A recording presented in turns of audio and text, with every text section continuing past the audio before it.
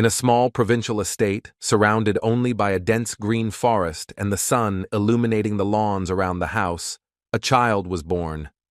The gods bestowed blessings on the young lady and rewarded her with great happiness, namely, that they had a boy. The baby was tiny, but looked like it already had the personality traits of the homeowner, and then the assistant asked the couple if they had chosen a name yet. The woman, who had just given the world a tiny baby, looked exhausted and even with sweat still dripping down her face, said that his name was Ruin Ardell. She looks at her child as if at some heavenly creature, and with confidence, yet anxiety, says that she hopes he will become the light of this world. Ruin Ardell, from a young age, grew up on an estate and was raised by loving parents, but from childhood he did not stand out as being particularly talented. Sitting on the floor, he overhears his father and his assistant talking about how he should try to get them good seafood, and the owner can have no doubt about that. Suddenly, the child calls out to his uncle Baggins, which causes him to look surprised, so he asks what happened to the young gentleman. The boy almost begs him, but says that he can't go outside at the foot of the southern mountain, because there was a strange flow of mana there. Baggins looks at the young gentleman's father and doesn't understand what this could mean, but he himself doesn't know what his son is talking about. The weather was incredibly bad. The sky was covered with black clouds, and the rain was pouring so heavily that you could hardly see anything around you. The owner of the house opens the door and sees Uncle Baggins running towards the house, and says that he is starting to worry because a lot of time has passed. Entering the room, he apologizes and explains that he chose the longer route, and the man immediately, looking at the emotions of his interlocutor, asks what happened. He explains that he managed to escape trouble because he listened to the young master's advice, and the master doesn't understand what his son is doing here. So Baggins replies that because of his words yesterday, he did not cross the street at the foot of the South Mountain, and thereby saved himself. After all, I just found out that there was an attack by beastmen there, and then the man's eyes were incredibly alarmed because it was impossible to believe. And everyone who was there was in danger, but thanks to the young man, the uncle was not among them, and one could even say that the little boy saved him from death. They both thought for a moment, but Uncle Baggins broke the silence and asked the master if he thought Ruin Ardell could sense the mana floating in the air, but the master replied that it was hard to say. Suddenly, he seems to be lost in his thoughts, thinking about the question his interlocutor asked him, and can't even think of further actions if that's the case. But everything was already clear. Ruin would be Ardell's future, and from that day on, he increasingly showed a talent for magic, and already at 6 he felt mana, and at 7 he could show it. When he was 10, the representative of the first-year students gave his opening remarks and asked everyone around to congratulate the best among the applicants, Ruin Ardell. After all, the young man surpassed the large number of children from wealthy families who entered the Ignite Magic Academy because it was the best in the Radiant Kingdom. Therefore, Ruin was ranked as the best applicant among all the others and received the title of genius. In his eyes there was a misunderstanding and the thought of what he could achieve in the future. However, he did not really like this attitude, but he was reassured by the fact that his name would raise the status of his family. However, it cannot be said that he succeeded in this, and the teacher asks him to show the skills of the best among the applicants, hinting at Ruin and challenging him to come forward. And right then, on the first day of classes, when Ruin was taking the tests, it was clear that he was far from the best, and not even second on the list. Because when he was showing off his skills, the teacher asked to release them faster, but the boy shouted that he simply could not physically do what he was asking. His gaze was focused on power, but Ruin's thoughts couldn't understand what had gone wrong as he had planned, so he continued to try to do at least something. The applicants waiting for their turn looked at Ruin Ardell and looked shocked by the reality that was happening around them, because they had heard that he was the best. The young man realized that he lacked the innate ability to release magic even a meter away from his body, and this was what was called mana release disorder. Tears rolled down Ruin's cheeks, because he understood that for a mage, his body was terrible, and this despair was visible in the emotions swirling in his eyes. But it didn't take long for others to learn of his humble origins and lack of talent for magic, and that disappointed him even more. And it was because of this news that the other students' attitude towards Ruin changed too quickly, and he felt that others treated him poorly. He was walking down the corridor and touched the hand of a student walking in front of him, but suddenly Ruin's face twisted in confusion because he knew what was about to happen. The friend of the one the young man had touched began to look closely at his hand and ask if everything was okay, as if he had caught some kind of infection. He explains his emotions by saying that the student touched a disabled person, calling him Ruin, and could become one himself, and the student understands that he needs to wash up quickly so that nothing gets on his skin. Ruin Ardell knows that he is called a person who cannot use his magic, so this situation around him is familiar to him like no one else. He was well aware that others considered him a defective person, unable to cast a single spell even in a magic academy. For the envious and the ordinary students, Ruin's current status became the highest source of malicious satisfaction they could possibly imagine.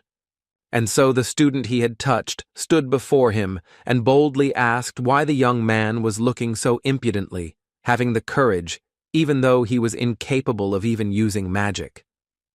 Just then, the fist of an angry rival flies with all its force straight into Ruin Ardell's face, seeking to humiliate him in front of everyone and show his level in the academy. The young gentleman stands, his hands firmly resting against the cold wall of the establishment, as if trying to keep his balance and hide his fatigue from being humiliated by everyone around him. Holding his bruised and swollen eye, he aches in his heart and wonders whether he will ever be able to fulfill his dream of becoming a real magician and whether the bullying around him will ever end. After all, it was Ruin Ardell who once entered the academy with the highest scores and was considered more promising than any of his peers and applicants to the institution in general. Therefore, he worked harder than anyone, pushing himself beyond limits to prove himself worthy of the title of the academy's best student and to glorify his name. But due to a curse, the young man, who was once considered a true genius and the best student, became disabled in terms of his ability to wield magic. Therefore, Ardell thinks that this is how, unfortunately, his story at this academy ended, namely, ingloriously and painfully, leaving behind only the shadow of his former hopes and dreams.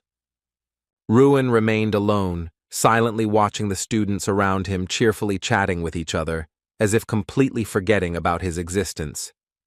But he knew well that behind the friendly smiles and loud laughter lurked gossip and condemnation directed specifically at him. The young gentleman only thought that everything would end exactly as it did, as if fate had been preparing this bitter ending for him from the very beginning. After all, the boy could not even imagine that he would one day find himself in such a hopeless situation, where his dreams of magic would be shattered to pieces. That in the abyss of despair he is slowly drowning, losing his last strength and hope to escape the darkness that is consuming his life. And yet Ruin Ardell never imagined that even in the depths of despair, there would be a place for a miracle that could change his fate against all odds.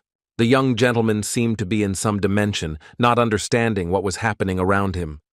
His eyes were closed, and his body seemed to have left him and separated on a spiritual level, but outwardly nothing had changed. Having come to himself, Ruin mentally asks where he is and what is happening, but the feeling is as if he is underwater, at a very deep level. Suddenly, the voice that previously said the status window was unlocked and the player artifact was activated says that the young man is the incarnation of Drak, the destroyer of worlds. The young man looks at the man in front of him and doesn't understand what he's saying or how his eyes can shine with such a blinding red light. Ruin mentally asks himself if this is really a dream, but realizes that it is too realistic for a dream, and he feels that way. He continues to watch the person in front of him, and it seems like the person is trying to tell him something, or perhaps explain something. The boy's eyes gradually acquire a rich red hue, shining with an alarming light, as if a harbinger of inevitable changes. And then, After a certain time, they become completely bright red, as if a flame has ignited in them that will never go out. Sometime before this situation, events took place on the territory of the Ignite Academy training ground. At this moment, Professor Heidel loudly calls Ruin Ardell to him, and a silence falls around, filled with tension and anticipation. The teacher explains that, as previously explained, the young man only needs to create a fiery sphere and hit the scarecrow standing in front of him with it. After all, the fiery sphere is the magic that any student must master flawlessly. But for someone who is unable to use magic, it is an almost impossible task. And then Ruin Ardell wonders if he will be able to complete this seemingly easy task this time, which is beyond his power. Professor Heidel, observing his pupil and seeing doubt and even confusion in his eyes, begins to speed up his actions. The young man, having gathered himself, says to himself that he doesn't need to give up, and maybe this time he will succeed. Ruin was determined to complete this task at any cost, even if it meant sacrificing his own strength. And with unwavering confidence in his voice, he says he will do it, despite the risks and difficulties that lie ahead. The students standing around couldn't believe their eyes, because the size of the fiery sphere was too large, and could this young man really have that much mana? Professor Heidel stood nearby, watching intently and seemingly doubting what he saw, as if his mind didn't want to accept it. Ruin mentally praises himself, feeling a wave of satisfaction, and mentally says that this is beautiful, like a moment of triumph after long defeats and suffering. He thinks he should continue in the same vein and be able to surprise everyone, but suddenly he realizes that his problem is coming back to haunt him. And the guy starts to mentally beg himself and tries to hold out at least a little longer, but his efforts are in vain. So the fiery sphere in his hands gradually becomes smaller, losing power, and Ruin exhales in frustration, feeling hope slipping from his fingers. His body suddenly succumbs to nausea and dizziness. The world around him blurs and his legs barely hold him, as if under the weight of an invisible and ruthless burden. The professor calls out to him, peering anxiously into the pale face, but Ruin, in a trembling voice, replies that he simply can't hold it in anymore. So the teacher sternly ordered him to immediately release the force from his hand, fearing that in another moment the uncontrolled energy would cause irreparable damage. But Ruin understands with alarm and informs Professor Heidel that the fiery sphere seems to have grown to his hand and is not leaving at all, pulsing more and more strongly. Then the man says that the boy is in his final year, and if he still can't use ordinary magic, such as a fire sphere, then he simply won't pass the final exam.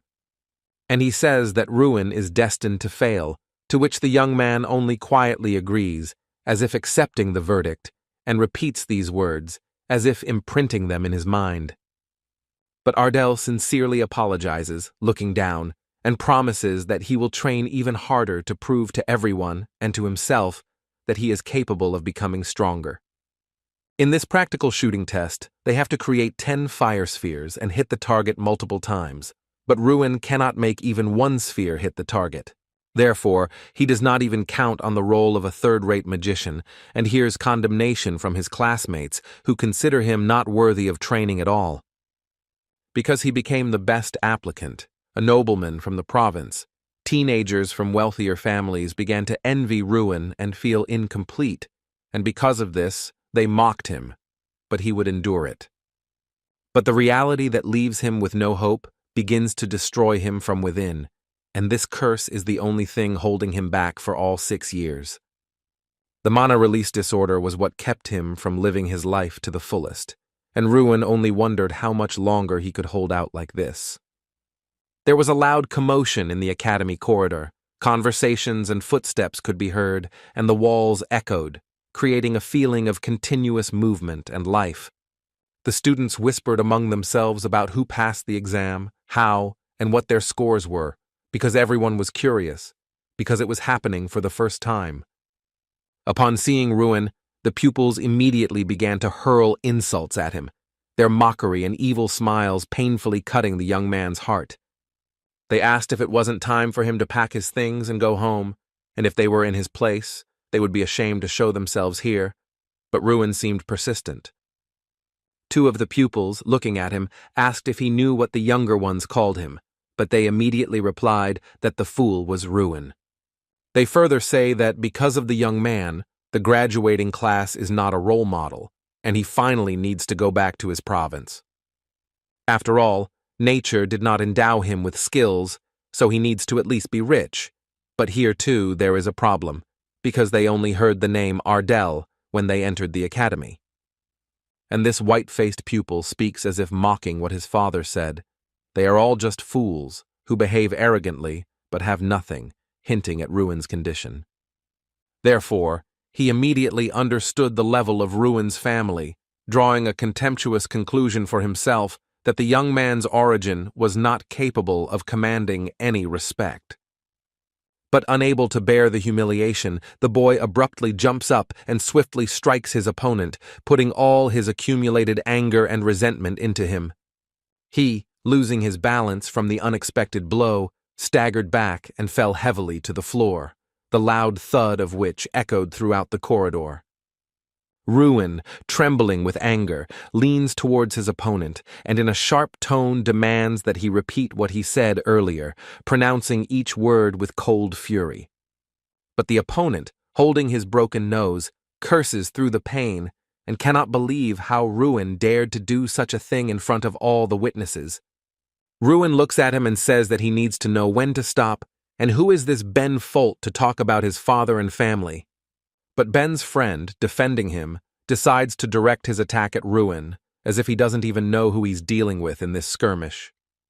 Suddenly his eyes widen in shock, as if he had just seen something incredible, and at the same moment an expression of complete astonishment freezes on his face. After all, the young man was the first to deliver an unexpected blow, which caused the enemy to hunch over and not hold back. A sharp, suffocating cough burst from his chest.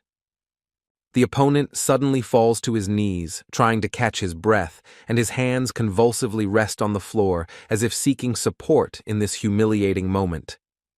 The ruin of Ardell looms over him, carefully observing his every move and reaction, studying his opponent's behavior with cold caution and a tension that hangs in the air. While his opponent's mouth is dripping with saliva from a strong blow, analyzing every reaction and tension in his body. The young man looks at him angrily and loudly calls him an insolent bastard, feeling both rage and contempt pulsing in his every word and movement. When Ben Folt rises and tries to use his battle magic right inside the academy walls, it gives Ruin a real shock, as he did not expect such desperation. He loudly calls him a piece of trash with a magic release disorder, not thinking at all about the fact that for such actions he could be expelled from school, showing insolence and anger at the same time. So Ben Folt directs all his energy at Ruin, feeling rage and hatred, and sincerely wishes him death, not hiding his desperation and determination in every move. Ruin realizes that he cannot even move to save himself, feeling helplessness gripping his body and danger looming over him with terrifying inexorability. Suddenly, Professor Heidel appears and with a sharp shout orders them to stop immediately, causing both fighters to instantly stop, the tension in the air abruptly dissipating under his stern gaze. As Ben's magic gradually consumes Ruin, he feels the enemy's power seeping into his body, limiting his movements and consciousness, and every moment is filled with terror and helplessness. The guy doesn't know how to act in this critical situation, feeling confusion and fear that paralyze his mind and make him hesitate with every next step. And then Ruin Ardell realized that this was exactly what his end looked like, when fear and helplessness completely engulfed his mind, and the enemy's magical power inexorably consumed him. And again, this mysterious man is in front of him, who says that the guy is the incarnation of Drak, the destroyer of worlds, and the artifact the player has activated. Ruin mentally asks himself what kind of delusion this is, feeling a mixture of surprise and annoyance as his mind tries to comprehend the absurdity of the situation unfolding around him. The young gentleman seems to be floating in midair when the stranger asks what is happening, and he feels a slight sense of surprise and alertness as he tries to assess the new situation. The man looks at Ruin and says his name, Dell, feeling both surprise and curiosity as the new encounter brings unexpected feelings and tension. But then he says Ruin Ardell again, and he instantly realizes that it is his own name, feeling a strange mixture of surprise, guesswork, and indescribable excitement. When he opens his eyes, the boy sees a completely different picture in front of him, which makes his heart beat faster, because reality suddenly takes on a strange, almost unreal form. Helen, a high-class healer, appears before him, watching him carefully and asking if Ruin has regained consciousness yet, her voice filled with concern and easy confidence. The young man's eyes reflect shock from the surprise and sudden change in his surroundings, as he barely has time to realize that everything around him has become completely different.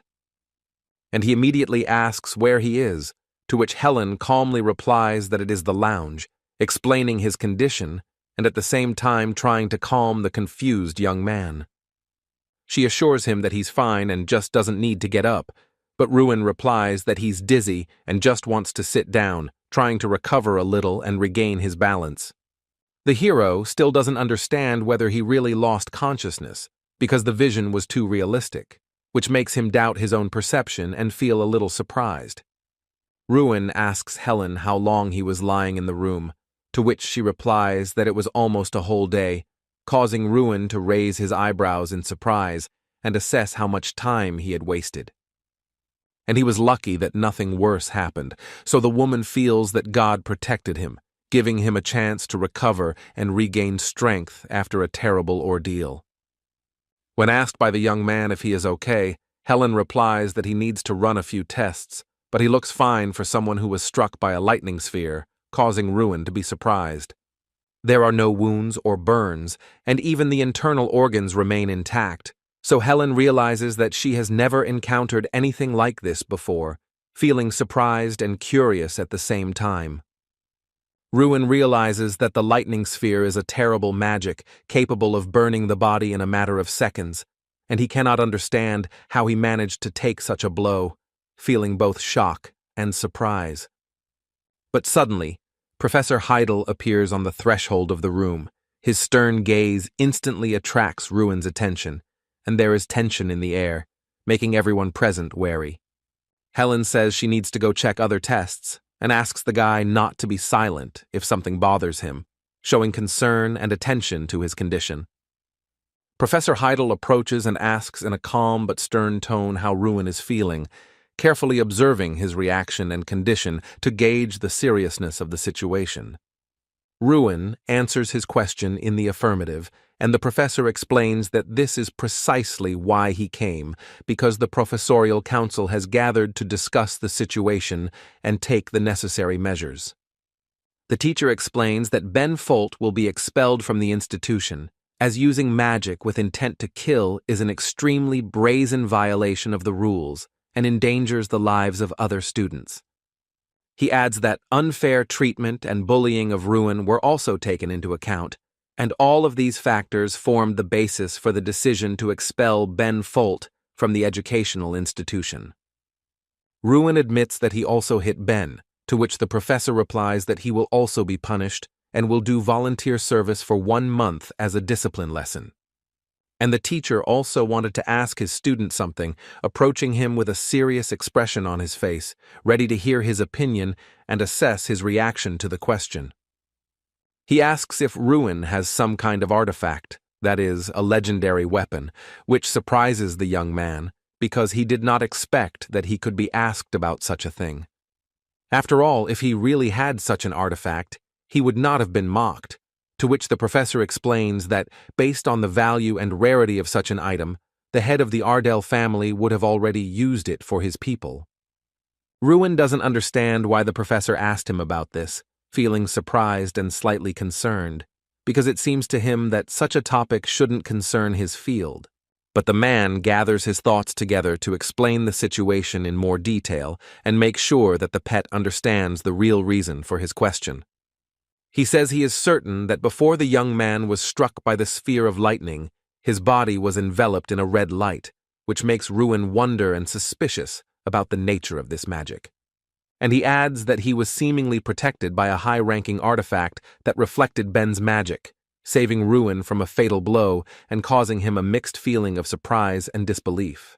The student could not believe Professor Heidel's words, feeling a mixture of surprise, skepticism, and indescribable admiration that his life had been saved by a mysterious artifact. But suddenly he remembers a strange dream and begins to suspect that this may be connected to the events that have occurred, causing him a mixture of surprise and anxiety. However, he tries not to believe it, saying that he doesn't understand what happened and is sure that he doesn't have any artifacts, trying to ward off strange suspicions and remain calm. So the man asks him to rest, while the pet's thoughts are filled with complete uncertainty and lack of understanding of what happened. So he decides not to ask any more questions and just listens silently. He became curious about what the professor was thinking about now and tried to guess his intentions, watching every movement and facial expression, trying to discern his thoughts. The young gentleman realizes that this is an experience that is difficult to distinguish from a dream, and even the strange voice that echoed in his mind now seems to be part of some mysterious reality. Who spoke of the artifact of Drak, the destroyer of worlds, and mentioned a certain player, forcing Ruin to ponder even more about the meaning of these words and their possible connection. He also feels like there was another word, but he can't remember it, leaving a feeling of incompleteness and slight unease in his mind. But suddenly, from the depths of his memories, Ruin remembers that the stranger spoke about the status window, causing him to be surprised and curious about the meaning of these words and their connection to events. Ruin curses himself and still can't figure out if it really happened or if it was just an echo of a strange dream, mixing doubt with irritation. He sees this window in front of him and, raising his eyebrows in surprise, asks Helen if she sees it too, trying to share his surprise and understand the reality of what is happening. He pointed to this blue thing in front of him, but Helen only looked at him in surprise, not understanding what he was talking about, because in her opinion there was nothing ahead. Ruin mentally repeated that this simply could not be, because Helen, as before, could not see anything in front of her, and her gaze only wandered into emptiness. The guy realized that only he could see this status window, so he decided to quickly make up a denial and told Helen that he had just imagined it. So the woman, after reviewing the results, calmly reported that all the tests were normal, and he could return to his usual life in the dorm without any problems. Ruin looked at her and said a few polite words of thanks, although in reality his mind was somewhere far away, occupied with completely different thoughts. After all, that day he managed to survive a lightning bolt strike, meet a man with blazing red eyes, and learn from the window that he is the incarnation of Drak.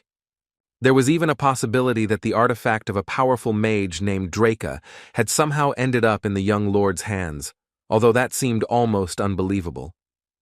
But suddenly, without any warning, another mysterious window flashed and appeared in the air right in front of him, as if responding to his thoughts. The window had a task that required physical strength and punches and kicks, but Ruin couldn't see how it could be useful to a mage like him. However, there was no doubt when time was running out, and Ruin realized that he had to immediately try to complete the task, even without understanding its meaning. So he clenched his fist and struck, and the window instantly displayed the result, informing him that this was only the first blow of 100 he was to make. Ruin then struck with his other hand, and the window immediately updated, showing that this was the second strike out of 100 he was to perform in this task. The guy noticed how the number on the window was constantly increasing, so he realized that he had to speed up and reach his goal as quickly as possible, without wasting time. Therefore, Ardell once again punched the air with his fist, hoping for a result, but was surprised to notice that the number on the window remained unchanged, as if his punch had not been counted. Ruin realized that his shot had not been counted, and mentally decided that even the slightest inaccuracy in execution would instantly lead to the system not recording the result. The hero decided to go through the training as correctly as possible, carefully performing all the movements and blows so that each of them would be counted without a single mistake. In the deep dark night, Ruin, having finally completed his task, felt relieved, because all the blows were executed accurately, and the window confirmed his success. Drops of sweat rolled down the young man's face, but true satisfaction was visible in his eyes, because he had successfully completed the task and felt an inner pride in himself. A window appeared before him, clearly stating that it was his reward for successfully passing this difficult and grueling test. However, suddenly the young man felt strange changes in his hands, as if they had acquired new strength and sensitivity, and this made him stop in surprise and look closely. He couldn't understand what kind of feeling had taken over him, but he could feel it circulating through his blood, being much more fundamental and important than ordinary mana. So Ruin Ardell felt that he had become truly strong, and his new powers circulating in his body gave him a feeling of confidence and incredible power. So the boy decided to test his new powers in practice, feeling an impatient desire to use them take hold of him, forcing him to move forward without delay.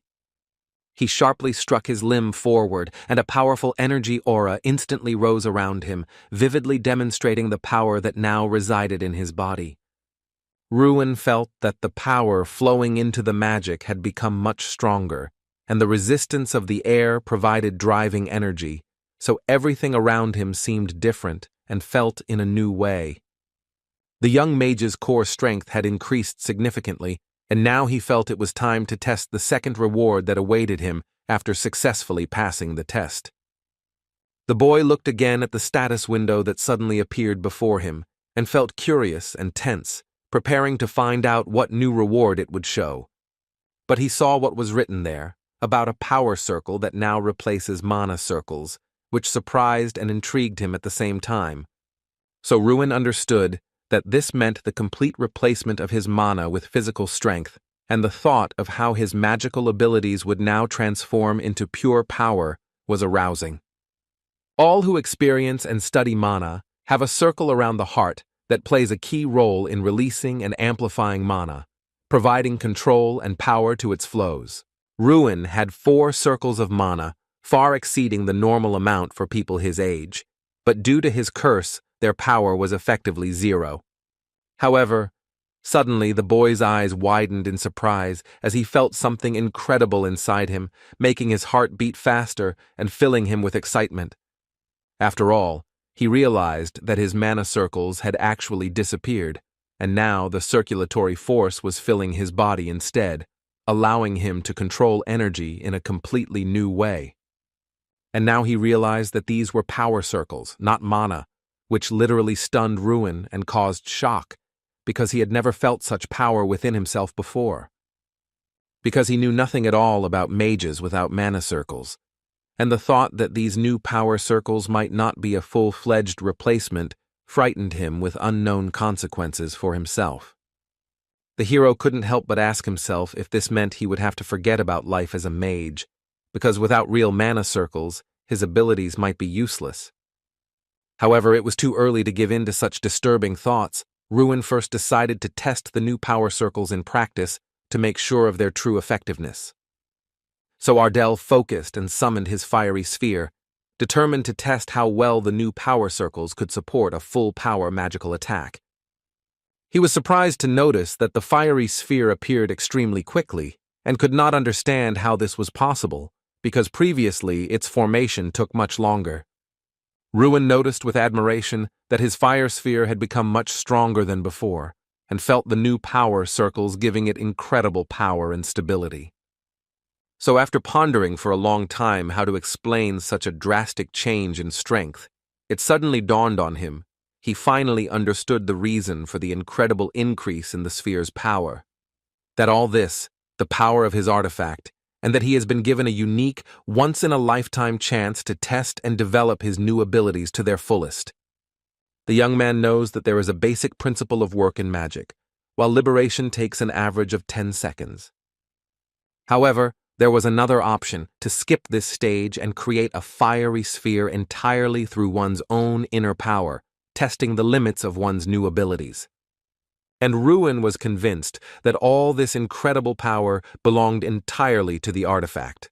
because without it, he would never have been able to create such a strong and fast fiery sphere. However, he felt confused and did not know what to do next, as new opportunities and powers opened up before him that he had never encountered before. He wondered how to fill his body with energy for a powerful attack, and it occurred to him that perhaps Draca had once suffered from a similar disorder and experienced similar feelings. I was surprised how Draca could even come up with such a method, because combining one's own strength with magical energy required extraordinary skill and understanding of the mechanisms of strength. However, Ruin suddenly noticed in the system window that a new task had appeared, and his heart raced as he realized that new trials and challenges lay ahead. After reading the task carefully, Ruin realized that to complete it, he needed to hit the target using pure physical force, and this forced him to tense up and concentrate. However, the guy hadn't even thought about this method yet, and it seemed to him that thanks to it he could reach a new level and become a real magician with incredible abilities. So the hero decided that he had to try to do it, because it was on his actions that he would be able to unlock a new level of power and possibilities. So Ruin aimed his fireball directly at the scarecrow, preparing to test the effectiveness of his new power and watching as his energy gathered for the attack.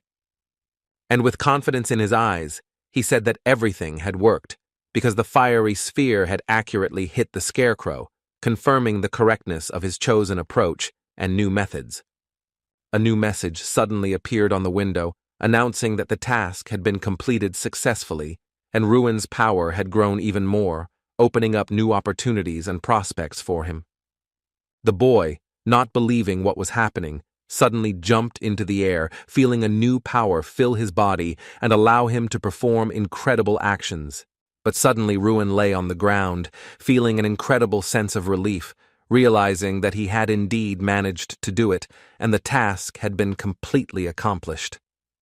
After all, before, every failure of his had occurred precisely at the stage of détente, and the young man finally felt a real victory, overcoming this critical moment and proving his own strength. He was still amazed by this method, and it was impossible to understand who this Draca was, who came up with such a unique technique that could radically change the approach to magic. The young man blacked out right on the training ground, and when the sun rose over the mountains, he woke up, feeling strange and extraneous sounds nearby, disturbing the silence of the morning. He couldn't understand why it was so loud around him, and listened in amazement to the sounds coming from all directions, trying to determine their source. Around him stood other students, who were glad that Ruin had come to his senses, and with smiles and lively exclamations began to address him in a friendly manner, encouraging him. But the young gentleman, without hiding anything, asked those present if they had really seen a person sleeping on the street, as if it was completely normal and nothing to worry about. Suddenly, a boy declared that they had never seen anything like it, especially a nobleman willing to exchange a dormitory for sleeping on the street, and asked if Ruin had been drinking. However, the young man calmly replied that nothing of the sort had happened, and explained that he was simply tired after training and accidentally fell asleep on the spot, without any intention of doing so. The students, looking at each other, quietly agreed that the hero had changed somehow, as his demeanor and confidence after training betrayed a new level of strength and experience. They even noticed a destroyed scarecrow behind them, which was clear evidence of how strong Ruin's new power had become after the task and training he had completed. They could not understand whether it was really Ruin who destroyed it, or perhaps someone else, because the event looked incredible and almost supernatural to their eyes, and he could not have done it. Finally, Ruin Ardal returned to his dormitory, feeling relieved and internally satisfied after all the trials that had come his way that day. Upon entering, the student encountered Jason Damon, who immediately asked what happened, noticing his changed appearance and sensing that something important had happened. Ignite, a sixth-year student at the academy, asked in surprise if this was really the same boy who had just returned, as his appearance seemed unexpected and unusual. Damon didn't understand what had happened because Ruin usually didn't leave the academy, to which he coldly replied that it didn't matter to him, but only this student treated Ardell without hostility. Jason Damon concluded that Ruin was with a girl, but the young man himself realized that this was just his usual activities, and that's why this thought arose in Damon's head. He continued to persistently ask the young man to tell him where he had been the previous night, and added that he was curious about how he had survived the lightning strike, trying to understand the whole situation. Without listening to anyone, Ruin headed to the bathroom, where he was finally able to relax, relieve tension, and allow himself to rest after all the trials and training. Suddenly, the hero remembered an additional task that still remained to be checked and felt that he could not postpone it until later because his success depended on a thorough check. Ruin noticed that the reward remained the same, but the number of repetitions of blows increased significantly, which forced him to prepare for new challenges and make even greater efforts. And, probably, the number of repetitions of blows would continue to double, so the young man should prepare for the fact that even more difficult and exhausting trials would await him ahead. However, the young man was ready to agree to anything if it really helped him become a magician, because the desire for power and knowledge outweighed any difficulties and trials. A month had passed since then, and Ruin had been performing the same task every day, but the number of repetitions had been steadily increasing, forcing him to train more and more intensely and with more endurance. If he failed to complete a task during the day, all his progress was instantly reset, forcing him to start over and tackle all the repetitions again with all his might. Therefore, the guy did not miss a single workout, feeling that even one loss of a day could ruin his progress, and worked diligently on every repetition of the task without exception. However, there was one plus in this situation, which made training a little easier for him, because he saw that each successful day noticeably strengthened his strength and confidence in his own abilities. The plus was that the requirements for completing the task never rose above 3,000 repetitions. Otherwise, Ruin might simply not be able to withstand it and die during the process.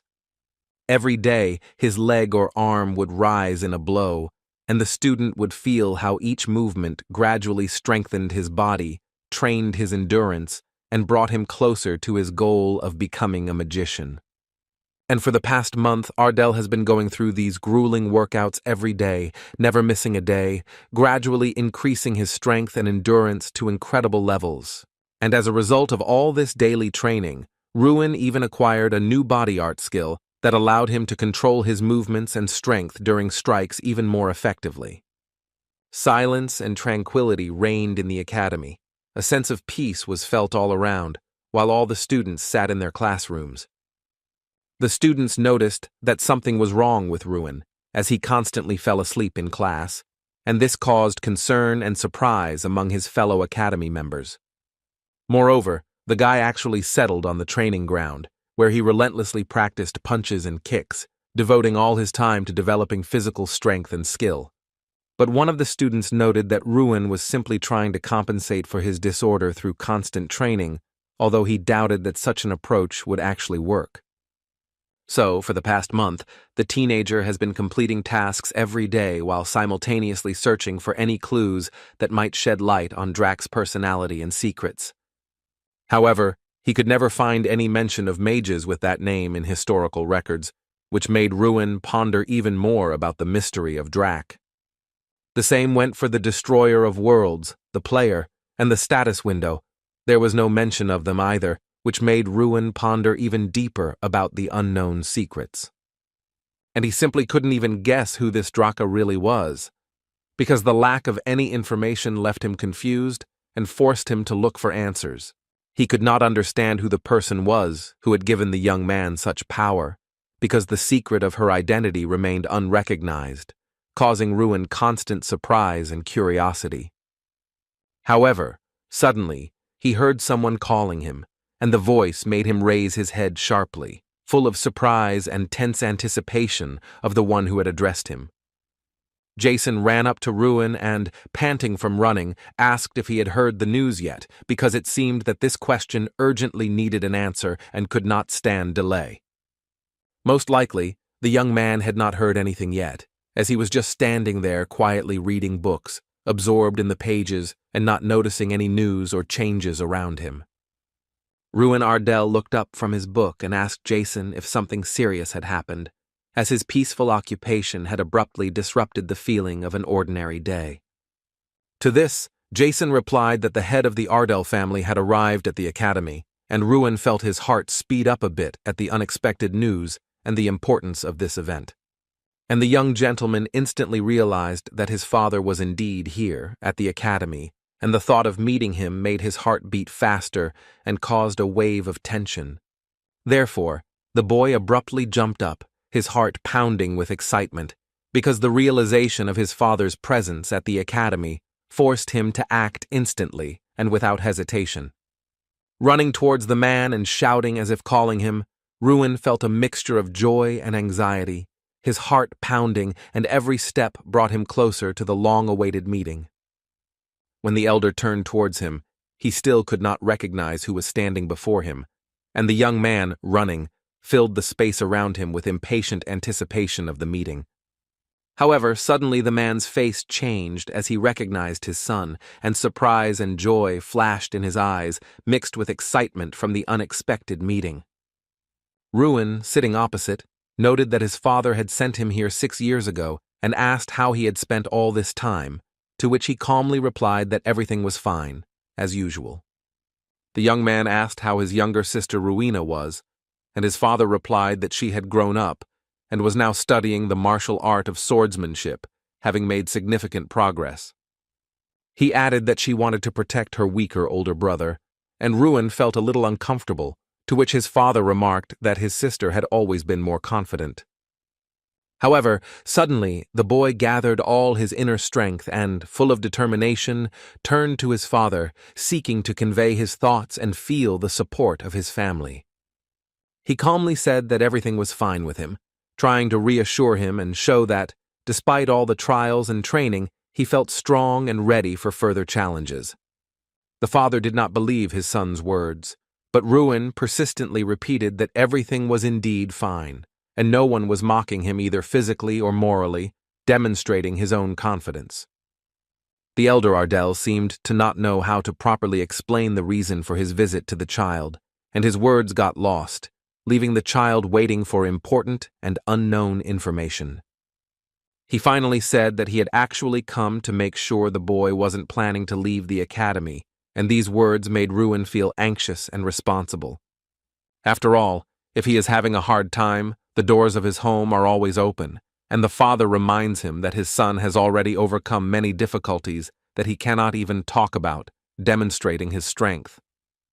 Ruin immediately understood why his father arrived 6 years later, but explained that during this time he had found his own way out and learned to cope with difficulties on his own. So he suggested that we make an agreement, because he would have to show excellent results on the next exam, and both understood that this would require concentration and serious preparation. But if he fails the exam, the elder Ardell himself will decide his future fate. So, seeing his son's determination, the head of the family returned to the estate. Here came the long-awaited day of the exam, for which Ruin had been preparing for the entire last month, with tension and hidden excitement in his heart, which begins with a written test of understanding magic, where every mistake or attempt to break the rules is severely punished, up to and including a complete nullification of the result. So Ruin, grabbing his pen, took a deep breath and began the exam, trying to concentrate so as not to waste a single second. The exam consisted of a written and practical stage. This part was divided into 4 more tests: target shooting, measuring magical power, real combat, and a one-on-one duel. Ruin coped flawlessly with the written part, as he had throughout his studies, but in the practical tests, Mikkel from the influential Gary Hill family always remained the undisputed leader. This time, the hero was convinced that everything would be different, because he had trained non-stop and finally felt a strength within himself that could challenge even Mikkel. And he was too confident in himself, because he believed that this thing would be able to win first place, despite all the obstacles on the way. After completing the written part, it's time to move on to the practical exam, where Ruin will have to prove his skills and strength in action. Jason Damon walked up to Ruin and called out to him loudly, showing confidence and intent on watching his every move on the practical exam. He asked if Ruin had any plan of action, because his strange behavior caused surprise and forced Jason to be prepared for any development of events. The hero replied that he would try a new approach today, to which his friend asked in surprise if the young man had really found a way that could challenge him in a practical duel. Their conversation was interrupted by another student, Mikkel, who called the boy over in surprise and asked what he was doing here, as if there was no point in being here. Suddenly, Mikkel Garyhill shouted at Ruin and asked if he really, despite his disorder, dared to participate in a practical duel, showing surprise and disbelief. The younger Ardal replied that he had actually only come to take the exam, and there was nothing wrong with that, demonstrating calmness and confidence in his abilities in front of Mikkel. And then Mikkel decided to give advice to someone who had not passed the practical part for 6 years, full of light sarcasm and a desire to emphasize his own superiority. So, instead of going out and subjecting himself to humiliation, Mikkel suggested that Ruin simply surrender, leaving him surprised and a little irritated. But the young man sharply replied that he would not need Mikkel's advice, demonstrating determination and unwavering confidence in his own abilities and intentions. However, suddenly Mikkel noticed that Ruin had misunderstood him, explaining that with the disorder, he was unlikely to be able to successfully pass this exam, leaving his opponent in his thoughts. The hero did not understand where Mikkel got such courage and confidence from, because he had never behaved so boldly and self-confidently before. The first part of the practical exam was aimed shooting at designated targets, where each miss could cost valuable points and affect the overall result. His goal was simple: to determine how many targets a future magician could hit at once, assessing accuracy, speed, and control of magical power while firing. But this year, the level of difficulty was significantly increased, as the targets were now moving, forcing participants to demonstrate not only accuracy, but also reaction speed and skill in controlling magic. Student Angela missed a single target, and this immediately affected her grade, highlighting the difficulty of the new moving targets and the high demands of the exam. Other participants also struggled with the exam, and therefore the overall scores were simply terrible, demonstrating the incredible difficulty of the task. Because the next student was only able to hit 3 targets, confirming how difficult the exam was and how high the demands were on future magicians. And who would have thought that, because of such a seemingly insignificant difficulty, the performance would drop so much, and the quality of graduates would leave much to be desired. Professor Ellick, being Mikkel's uncle, noted that it was too early to be disappointed, because all the tests were still ahead and the main student could show potential. After all, it was Mikkel's time to demonstrate his abilities, and everyone was eagerly waiting to see how he would handle the moving targets and confirm his reputation as the best student. So Professor Ellick's nephew, focused and determined, steps out into the square where spectators, judges, and an uneasy silence await him before the test. As the test begins, Mikkel addresses the young man, urging him to watch carefully and not miss a single move, because every moment could be decisive.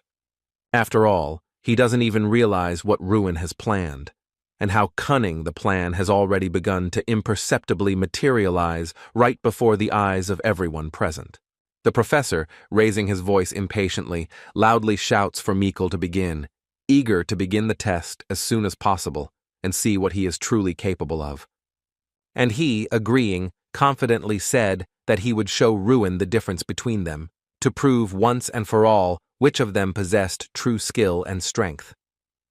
So the student, concentrating all his strength and skill in one powerful movement, hit several targets at once, making the audience gasp in amazement. The students watching this were not at all shocked, because every year Mikkel proved beyond doubt that he was the best among all who had passed such tests. Professor Ellick was sincerely happy, and barely holding back his emotions, said, "Isn't this young man a worthy descendant of the illustrious Garrikill family, whose achievements are remembered by generations? He turns to Tyrion Ignite and, with a faint smile, asks if he doesn't think that Mikkel is the true pride of their academy and an example for everyone. The head of the academy sternly tells him not to continue, emphasizing that it is enough to demonstrate his abilities and it is time to give the other participants a chance. After all, according to him, this time is quite enough to fairly assess the abilities of current graduates and understand who really deserves recognition and praise. Professor Heidel remarks that, why don't they sit a little longer because Ruin is next to speak, and Tyrion Ignite finds it hard to believe that he is capable of demonstrating any results. But despite his doubts, he agreed to give Ruin his due and to carefully watch how he would handle the exam and whether he could at least partially exceed expectations. Ruin realizes that things are going well and sees this as the perfect opportunity to test his own strength and show everyone what he is capable of to the fullest. So the teacher, observing intently, asks him to begin, signaling that it is time to show his mastery and confirm the skills he has acquired. To this the student agrees, intently preparing his fiery sphere, feeling the energy building up inside, ready to explode with a powerful, devastating blow. Suddenly, the force around him rapidly increases, forming a powerful flame that completely engulfs Ruin, causing everyone present to freeze in admiration and alarm. All the professors and the head of the academy could not believe their eyes, watching the incredible speed of the call, which exceeded all their expectations and imagination. The students, watching Ruin, were also in complete shock, because no one expected him to demonstrate such strength and skill at the very beginning of his performance. Mikkel, despite everything, calmly notes that he has a disorder and emphasizes that the main thing is to hit the target accurately, because only the result matters. And Ruin, in fact, turns out to be almost powerless, because his attempts to resist Mikkel's efforts, in his opinion, have no effect, leaving him vulnerable. The new skill instantly adds acceleration to Ruin's movements, making his every step and maneuver faster and more unpredictable, perhaps even powerful enough to surpass Mikkel. He recently acquired this skill, and it is thanks to it that the guy is able to move abnormally fast, literally outpacing the expectations of everyone around him and gaining an advantage in a duel. In other words, Ruin Ardell is now moving like a real typhoon, carrying with it improbable speed and force, breaking any obstacles in its path. His face shows absolute self-confidence, which seems to radiate self-confidence and a willingness to overcome any opponent without hesitation. After all, he sincerely believes in his own strength, which has grown incredibly high, giving him a feeling of invincibility and confidence in every movement. Looking at Ruin, sweat dripped from the professors' faces, because even they could not hide their surprise and excitement at the incredible strength and speed that the young man was demonstrating. And the students couldn't help but cover their mouths and turn away, watching in fascination as Ruin passed the exam, as his skill and speed left them in awe. Finishing and carefully looking at the result of his work, Ruin realizes that everything turned out exactly as he planned, and feels deep satisfaction from the success achieved. Watching the young magician successfully pass his difficult exam, the teachers and mentors present begin to carefully count his scores. So, Ruin had 27 goals, each of which he carefully considered, planning his actions and choosing the most optimal path to achieve them. The students realized that this was the greatest result in the history of the academy, and their faces reflected admiration and surprise at the incredible achievement. Even Tryon Ignis himself rose from his seat and, not hiding his admiration, began to sincerely clap his hands, supporting the student's incredible achievement. He turned to Ruin, looking at him with sincere admiration, and said that this was a stunning result that exceeded all the academy's expectations. All the students also started shouting at Ruin, encouraging and praising him, loudly exclaiming that he was truly a good boy and deserved recognition.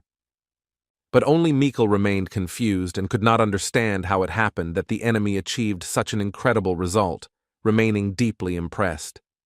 Ruin realizes that he is now receiving general recognition and praise that he has never received in all 6 years of study, and he feels strangely moved by this.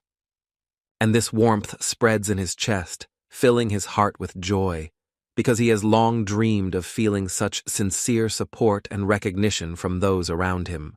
Professor Ellick could not accept this, and with obvious surprise, said that for the first time in his life, he had seen such a reception that exceeded all his expectations.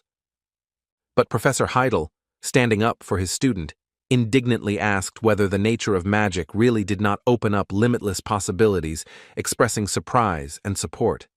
And if everything happens strictly according to expectations, he added, then it's no longer magic, but simple mathematics, because true magic always contains an element of surprise.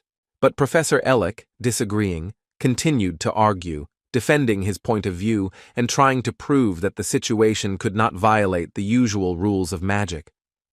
The head of the academy interrupted him, sternly and at the same time enthusiastically saying that today he had witnessed a real magical miracle created by the student himself. However, he immediately noticed that the other professors had a completely different opinion, and their faces reflected doubt and restrained surprise that could not be ignored.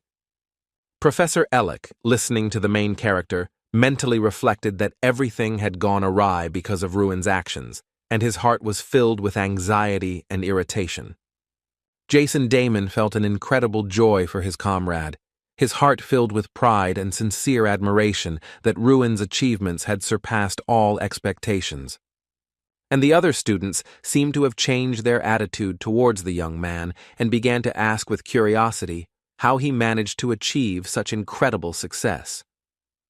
The boy realizes that until yesterday he was an outcast, laughed at and mocked by everyone, and now he feels deep surprise and mixed emotions at the sudden attention.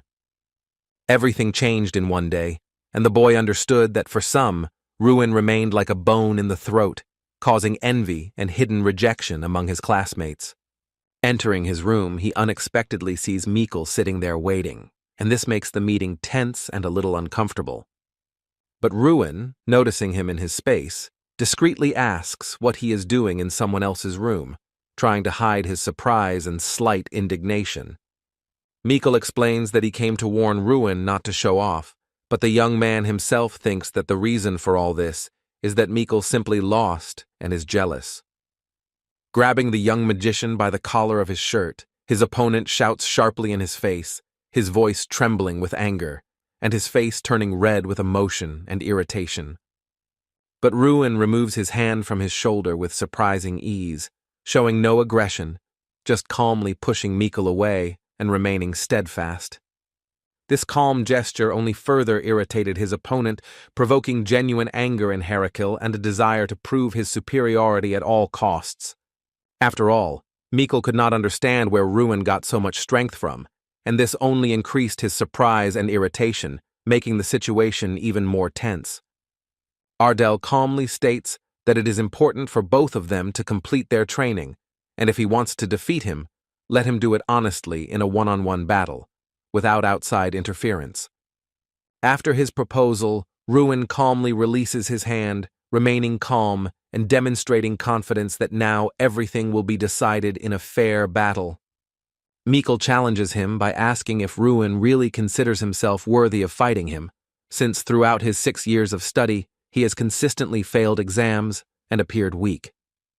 The young man calmly replied that he just had to wait, and then all doubts would disappear, and the truth would become clear, showing who was truly worthy of the battle.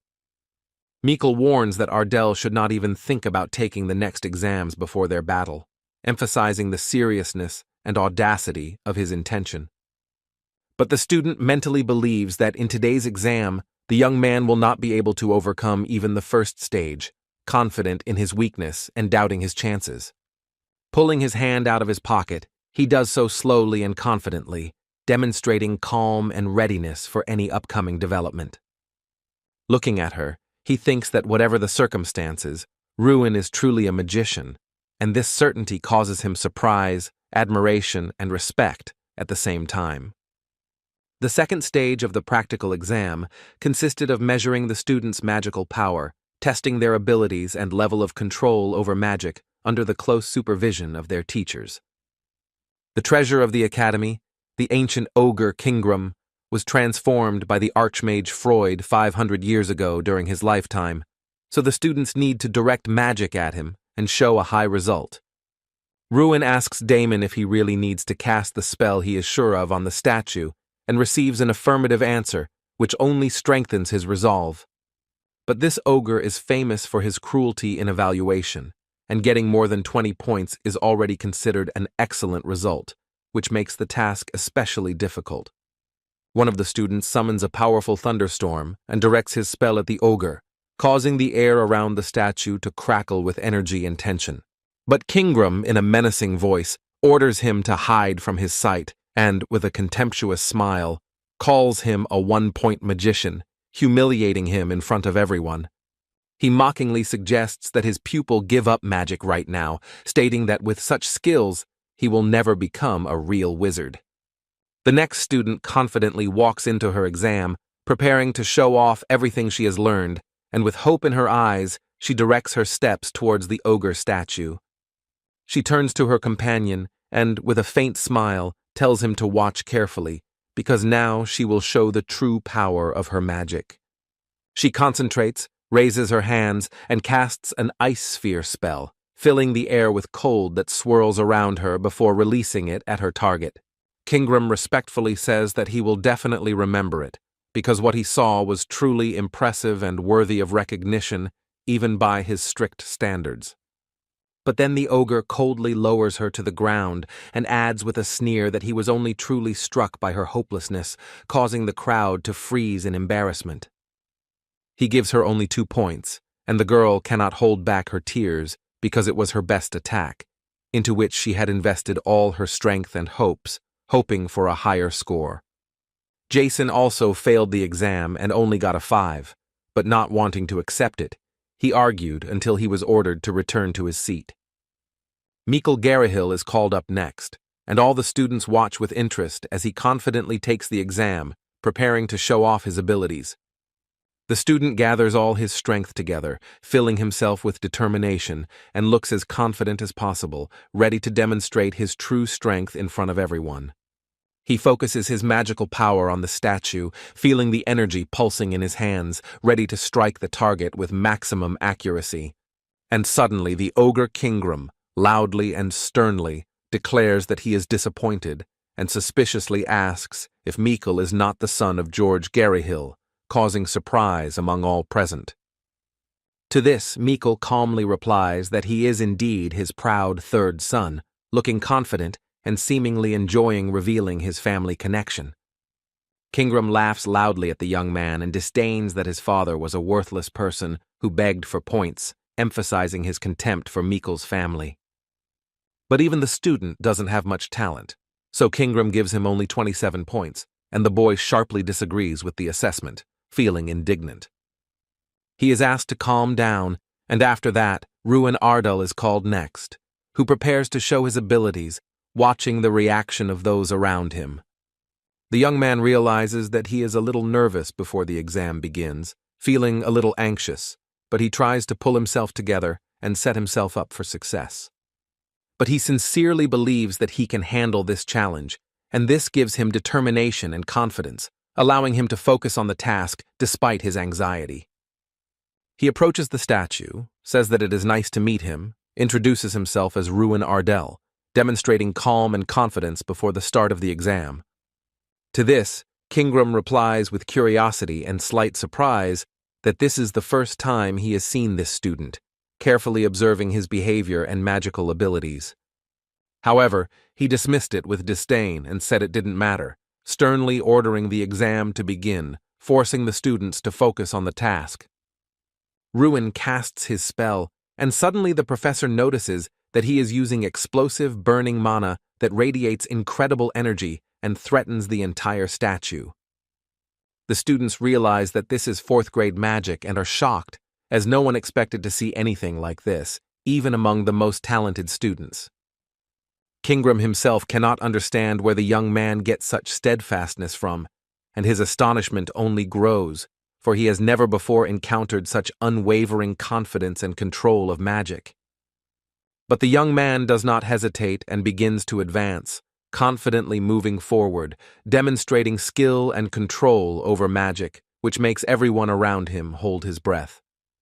He focuses his attack on the statue, channeling all of his accumulated energy and magic into a powerful explosion that should hit the target as effectively as possible.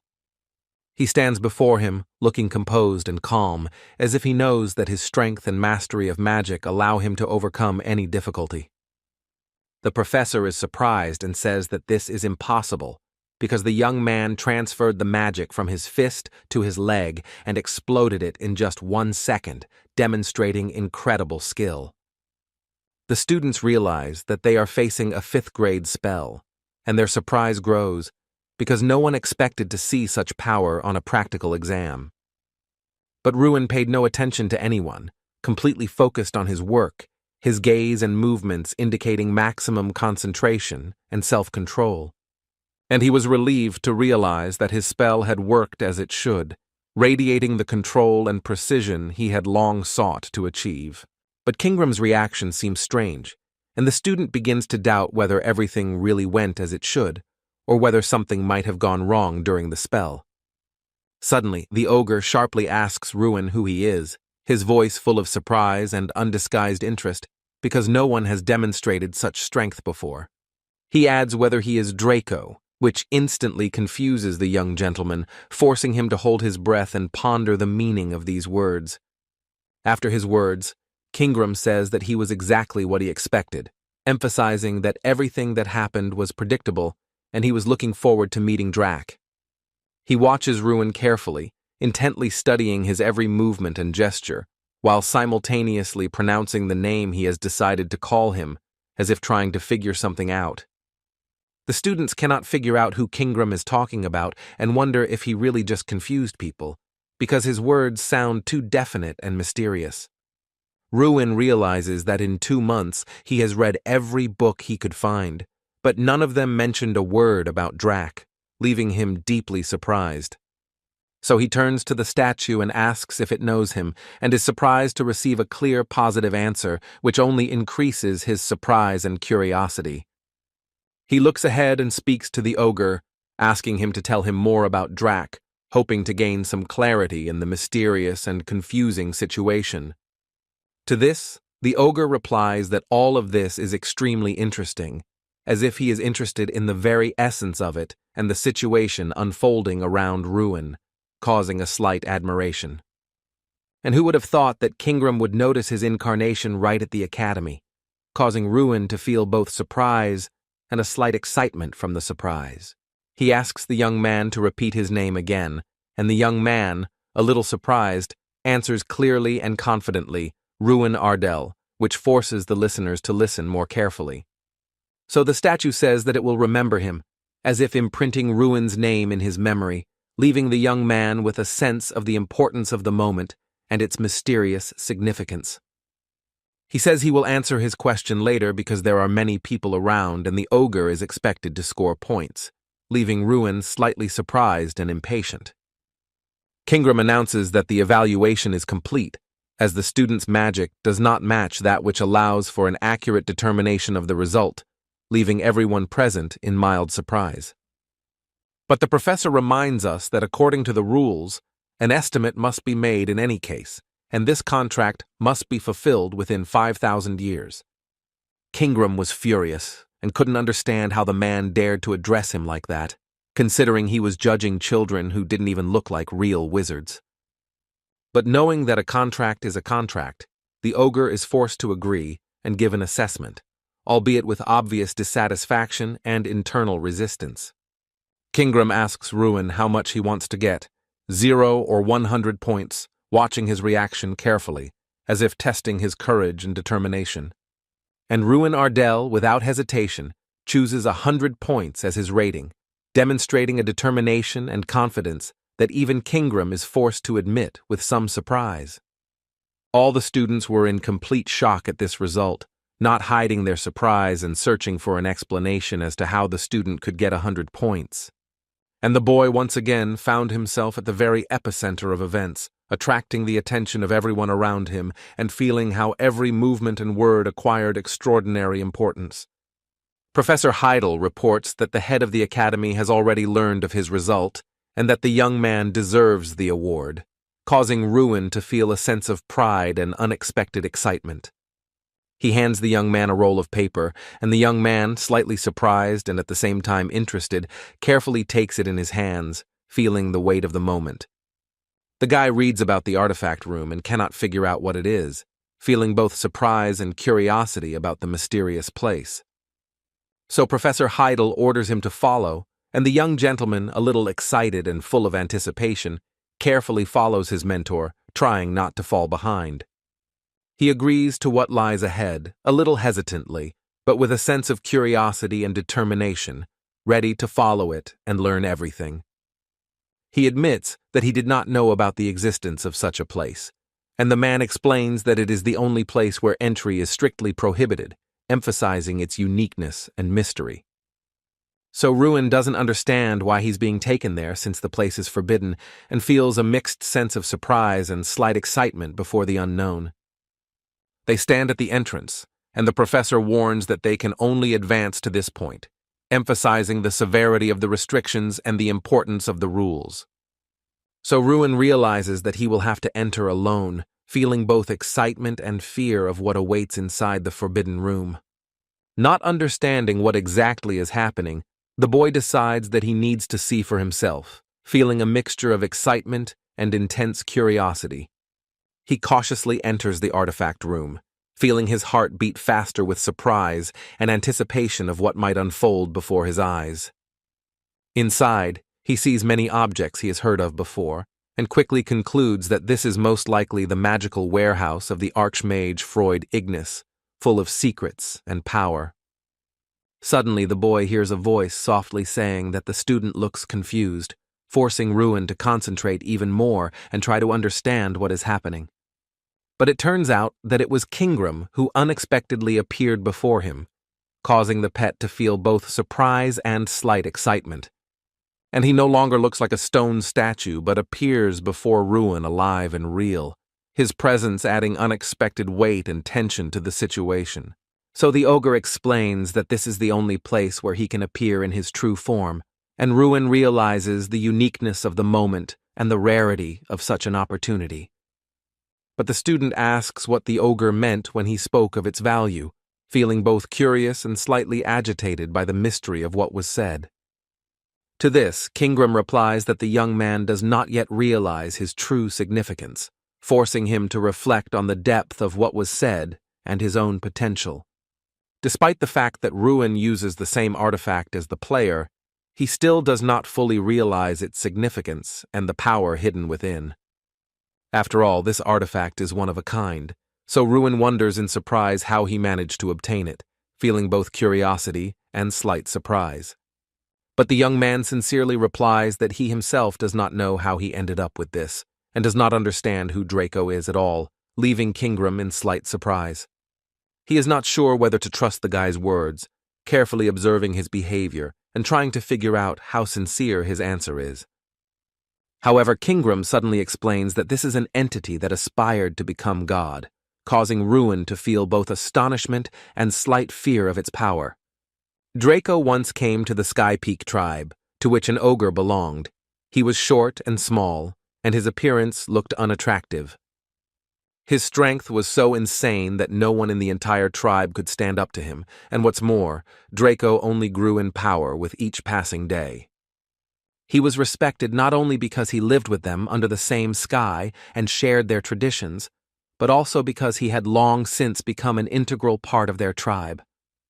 He tirelessly taught Kingram, the chosen successor to the future leader of the tribe, the secrets of the language and the refined art of magic for a long 100 years, passing on to him the knowledge and wisdom of generations. Ruin could not comprehend with his mind how an ordinary person could live for so many long centuries, because for him, even one life seemed too short. To this, the ogre calmly explained that the one they considered human had never actually been mortal, for his nature and origin belonged to a completely different world. His true form was the majestic black dragon Dracogonia, whose dark scales shone with a cold brilliance, and whose very name inspired ancient terror and unwavering respect in the hearts of men and tribes. The main character was so shocked by the information he heard that for a long time he couldn't come to his senses and believe whether everything he said was really true, because to him it sounded like an incredible legend. Kingram only replied in surprise, did the young man really not know that magic itself originated from dragons? But for the main character, this was always just a beautiful fiction. But the ogre said with certainty that Draco, despite his origins and unprecedented power, was completely incapable of using magic. So he invented his own way of fighting, like Ruin now, filling his arms and legs with magic so that every blow and movement became deadly accurate and incredibly powerful. Ruin was convinced that Draco was being treated the same way as he was, and finally, realizing this, he understood the full depth of events and the reasons for actions that had previously seemed incomprehensible. The Black Dragon had invented a unique ability that only he could use, and now he demonstrated it to Ruin for the first time, showing all his unprecedented power and skill. And thanks to this incredible ability, Draco became the strongest being in the world, whose power exceeded all limits, and even the most powerful creatures did not dare to challenge him. But Draco felt no joy in his power, and relentlessly increased it until he eventually brought himself and everyone around him to their doom, leaving only destruction in his wake. And Ruin finally realized why he was called the Destroyer of Worlds, because the power that Draco once possessed was so incredible that the young man could not even imagine its true scale. Suddenly the hero noticed a window in front of him, and a sense of reward flared up in his heart, for he realized that he now had the opportunity to communicate with the ogres. In addition, there was a unique skill that allowed him to significantly increase his own strength by taking it from an ogre, and the hero, realizing this, felt new horizons of possibilities. Suddenly, a ball appeared in Ruin's hands, embodying the incredible power he had gained, radiating power and light that was both captivating and terrifying. Kingram explained that this was probably a reward for a task completed, because Draco always had a habit of talking about such things into the void, as if leaving them for someone else. Ruin cautiously asked if the ogre knew what was in his hands right now, for the power and mystery of the orb were so great that the young man did not dare to draw conclusions.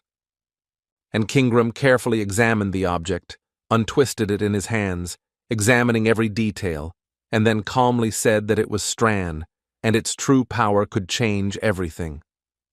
He said that this was not just an object, but the very embodiment of a force that lived a life of its own, radiating incredible energy and potential.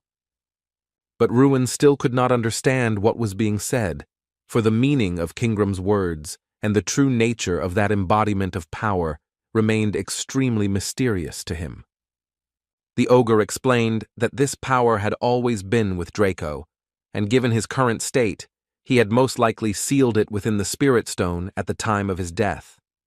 Strawn, having a vile character, demanded infinite power from Drac, and although his wishes were cunning, fulfilling them could open up the promise of limitless power to the young man. Ruin wondered if an incarnation would truly be born from this stone, for though he felt its powerful energy, it was difficult for him to imagine how such a force could come to life. Kingram said that the incarnation would hatch very soon, and at that moment the air filled with a crackling and fluttering, as if reality itself were reacting to the awakening. So, a small bear appeared before Ruin, which, despite its modest size, radiated a strange power, as if hiding a huge secret inside. And this strange appearance of this animal caused the young man deep confusion, because he could not understand why the embodiment of incredible power looked like this. But suddenly, Strawn abruptly said that Ruin was a scoundrel because he had dared to call him a bear, and his words came out with such force that the young man felt surprised. The young man still could not understand how such an ordinary-looking animal could suddenly speak in a human voice, and his mind was filled with surprise, doubt, and a slight fear. Suddenly, the little bear, who had turned out to be extremely angry and domineering, sternly ordered Ruin Ardell never to call him that again. Ruin, surprised and slightly confused, asks again how it is possible that this unusual creature can speak and tries to understand the meaning of what is happening. Strawn sternly and angrily replies that he does not understand how the young man dared to call him an animal, because he is not one at all, and this offends his dignity and pride. Then he explains that he is an embodiment that is not bound to any form, and therefore can be anyone, choosing his appearance and nature at will. He then sternly orders Ruin to carefully observe his strength, demonstrating that his power goes far beyond the ordinary and emphasizing his own essence. The boy's eyes reflected shock and complete confusion, because what he saw surpassed all his ideas about the possible and made him doubt his own eyes. When the little bear tensed up sharply, it seemed as if his body was about to burst from the incredible power he suddenly wanted to radiate. But suddenly he shouted in despair that he didn't know where his strength had gone, and this unexpected voice completely confused the hero, adding chaos to an already incredible scene. And the problem is probably that he was born with an empty stomach, so the bear, feeling weak, asks Ruin for some food, hoping to regain his strength. The young man admits that he doesn't even know what kind of food to give, to which Strawn angrily responds, asking why his current master is so weak. Turning abruptly, Strawn went to sleep, asking to be awakened only when food appeared, leaving Ruin deeply confused and stunned by his words about his master. Kingram notes that even though millennia have passed, his character has remained unchanged, the same stubbornness and pride that have not changed even with the passage of time. Looking at Ruin with Strawn, the ogre seems to be returning to the good old days, when life was simple and events were filled with nostalgia and memories of the past. After all, they remind him of Strana and Drak, whom he once met in his homeland in the Sky Peak tribe, awakening the fire of old memories and nostalgia. He asks what Ruin Ardell, a young destroyer who carries the will of Drak, is going to do next, seeking to understand his intentions and future path. With this force that makes him extremely powerful, standing on the edge, it can either destroy him or guide him on the right path, shaping his destiny and choices. Ruin realizes that the true reason for his quest for power was to protect his people from demons, realizing that his goal was always noble. He also understands that he sought to glorify the Ardell name and show himself to those who had previously insulted him, proving his own dignity and strength through courage and actions.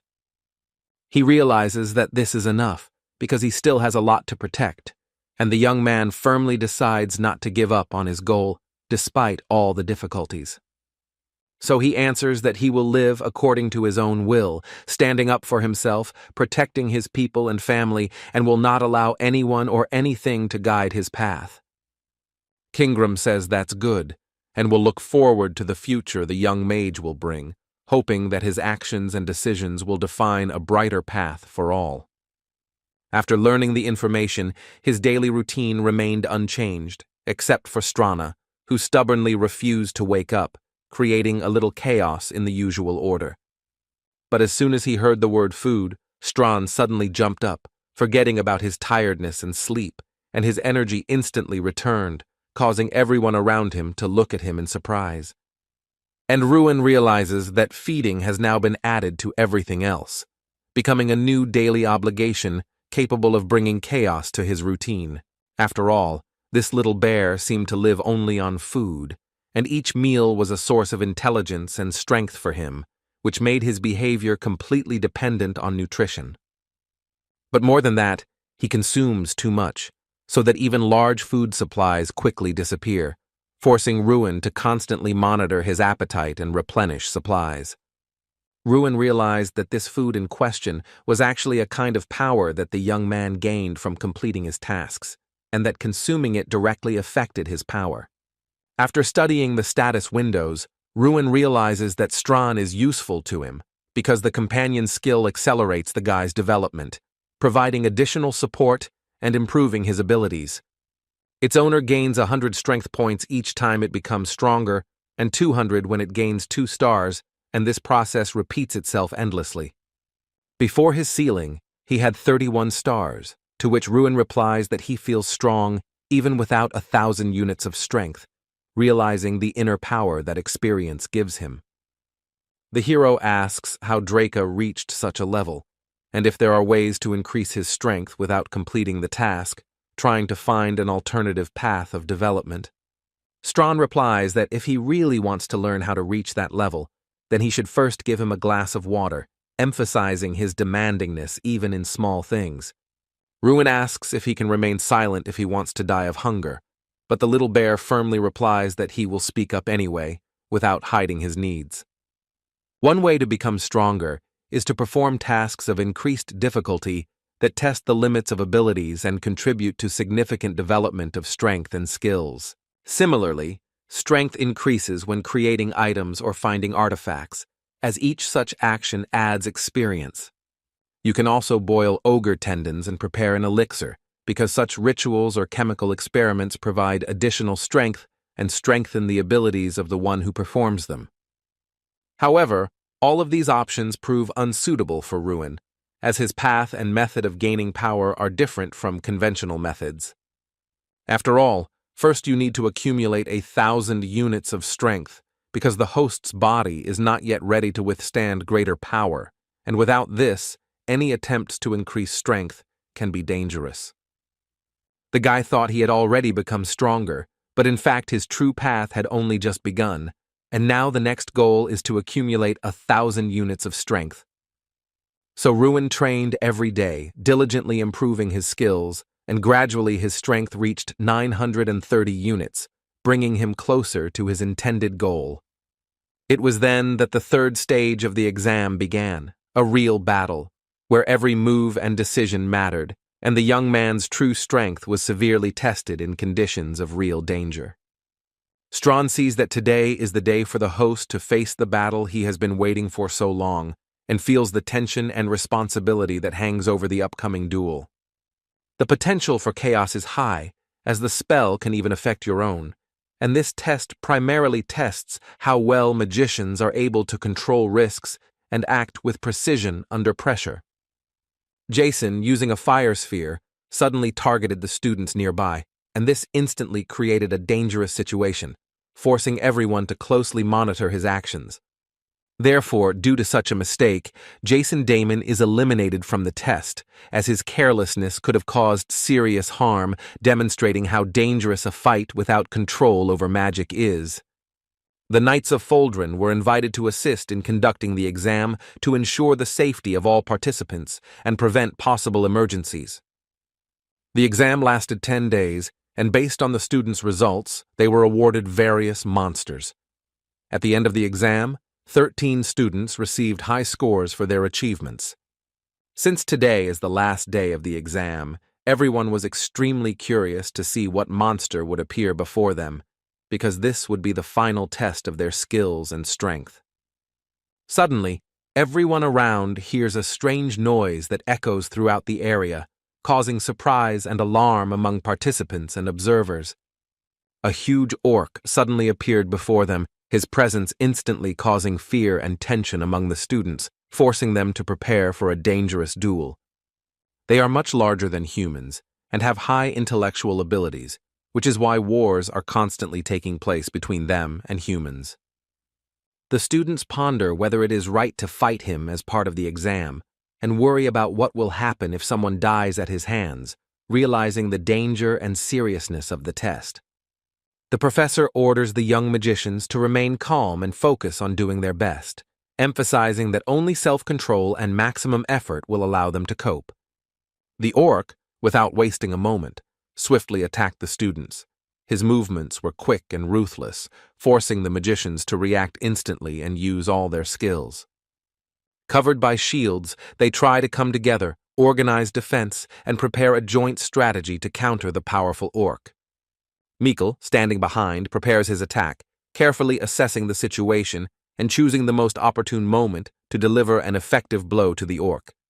Using an ice arrow, Mikkel concentrates magical energy to direct it precisely at the orc, hoping to slow or seriously damage the enemy. However, this does not bring success. The attack flies to the wrong place, missing and forcing Mikkel to quickly adjust his tactics to prevent danger. Because Mikkel sees his opponent from above, he realizes that the trajectory of the ice arrow is wrong and he has to urgently reorient himself. Professor Heidel immediately orders the student to quickly dodge to avoid the danger of the orc's attack and maintain control of the situation during the fight. However, Mikkel realizes that his body is frozen in place with fear, and he cannot carry out the order, feeling panic paralyzing his every movement. Professor Heidel then casts his wooden prison spell, quickly creating a barrier of solid wood to contain the orc and protect the students from direct threat. The spell envelops the orc, and he is instantly frozen in place, unable to move, giving the students a chance to regroup and prepare for further action. His eyes seem to burn with anger and an undisguised intent to kill his pet, reflecting the wild rage that boils within him, despite the fact that he is frozen in a wooden trap. Trying to grab Mikkel, he shouts incomprehensible sounds that sound like a roar of rage and anger, emphasizing his aggression and dangerous mood even at such a moment. But suddenly the student hears his name and the message that he is failing the exam, which instantly shocks him and causes a feeling of confusion and anxiety. His fist clenches in anger, because such a decision was completely unexpected for him, causing a storm of emotions and a sense of injustice. Professor Ellick, who was Mikkel's uncle, is deeply unhappy because his nephew has failed again, and this causes him a mixture of disappointment and anxiety for his future. Realizing that he needs to somehow prevent Ruin from passing the test, he turns to Tryon Ignis and asks if he plans to continue the exam in the same spirit. But the man doesn't understand what exactly the professor wants from him, because Ruin is next in line, and his attention is focused on the upcoming test. Ellick agrees and adds that Ruin is the only student to receive the highest grade from Kingram, highlighting his exceptional abilities and potential among the other students. He adds that it would be unfair to evaluate Ruin on a par with other students, because his achievements far exceed the standards of a regular test. Tryon Ignite understands what is going on, but points out that they do not have any other monsters prepared, so it is currently impossible to change the conditions of the exam or choose an alternative. However, Professor Ellick notes that they still have something that can be used, hinting at the availability of certain resources or ways to influence the course of the exam. When the Knights of Faldrin brought the orcs, the atmosphere instantly became tense, and all the participants in the exam realized that an extremely difficult and dangerous test awaited them. Together they also brought an ogre, a huge and formidable creature whose presence greatly increased the level of danger for the students during the exam. It is extremely dangerous to use, but with Professor Heidel and the knights present, you can even observe the ogre without risking your own life. So they will have the opportunity to see what Ruin Ardell is capable of, to evaluate his skills and strength in real combat under the supervision of experienced mentors. Professor Heidel stood in the academy corridor, impatiently waiting for Ruin, preparing to direct him to another test and monitor his actions. The student, approaching, did not understand what had happened, feeling confused and surprised by the unexpected events unfolding around him. Before the test began, Professor Heidel intended to explain that today's exam would be much more difficult and dangerous for Ruin Ardell than for the rest of the students. The professor explains that the academy has high hopes for Ruin, as Kingram gave him an extremely high score, which is why some consider it unfair to give the young man such a monster. Ruin, with slight confusion, wondered what context the professor meant in his long story, because it seemed to him that Heidel's words concealed something more. Professor Heidel replies that the young magician must face a real ogre to prove his strength, endurance, and willingness to live up to the Academy's expectations. Strawn replies with a sly smile that the fight will be extremely fun to watch, because he will find himself in a situation that will reveal his true capabilities. His opponent stood before him, bound by heavy steel handcuffs that rattled with every movement, reminding him of his power and at the same time his limitations. He looked extremely aggressive, as if with his whole being he only wanted the death of his opponent, and in his eyes burned an uncontrollable desire for battle. The other students at first did not realize that Ruin was not an orc, as they thought, but a real ogre, and this difference immediately made the situation much more dangerous. Jason exclaimed in confusion that this simply could not be, because he had not expected to see a real ogre, and this made his face look extremely confused. The invited knight explained that he had been specifically asked to bring this monster for testing, and he stood firm, ready to carry out the Academy's orders.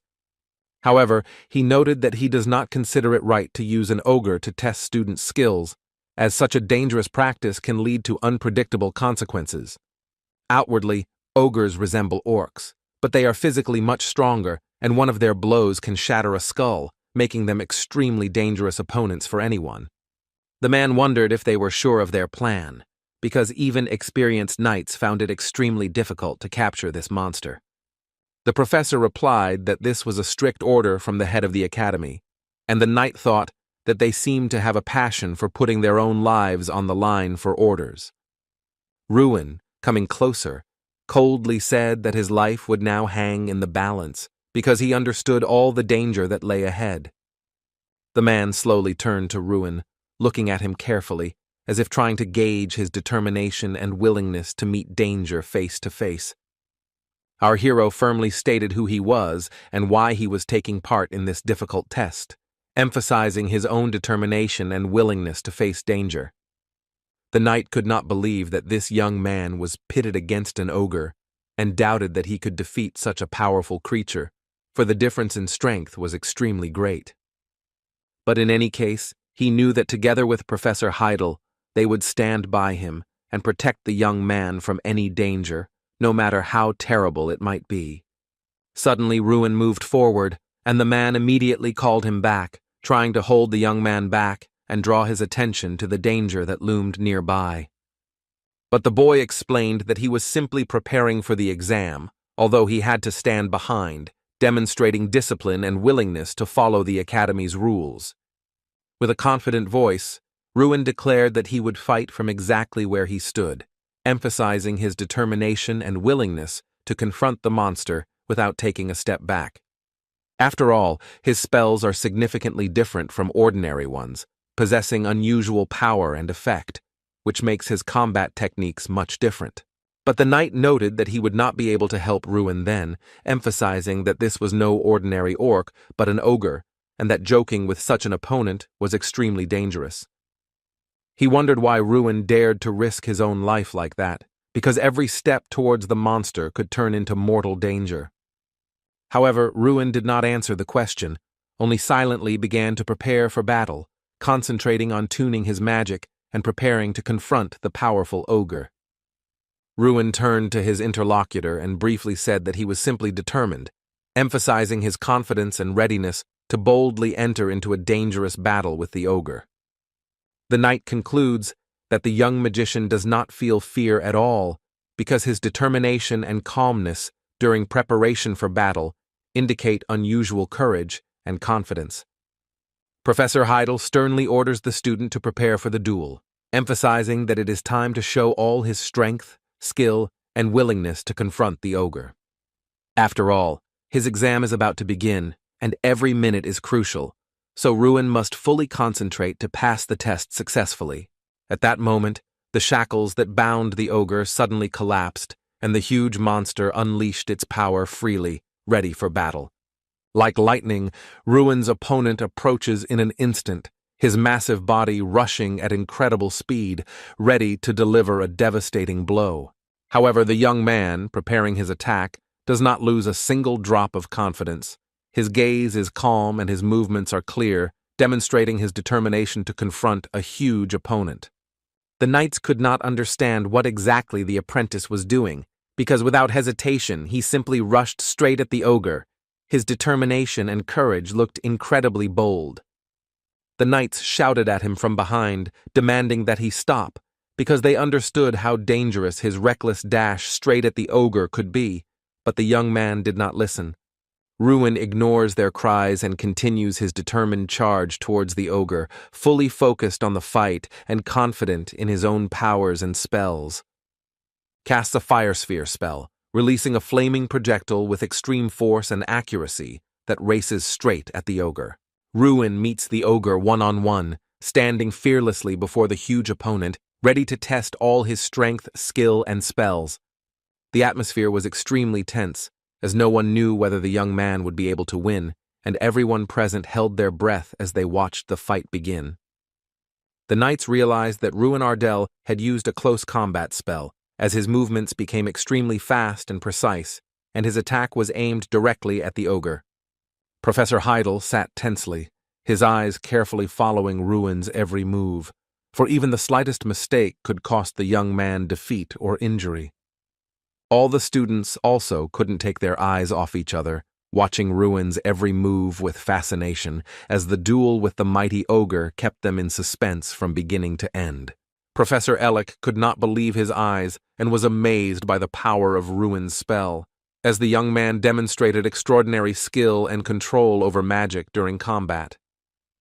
The knights saw that the student of the Magic Academy had launched an attack on the ogre, but they could not determine whether he remained alive after this risky step. In front of them was a thick layer of dust, through which practically nothing could be seen, and their vision became zero, creating a sense of chaos and complete unpredictability of the battle.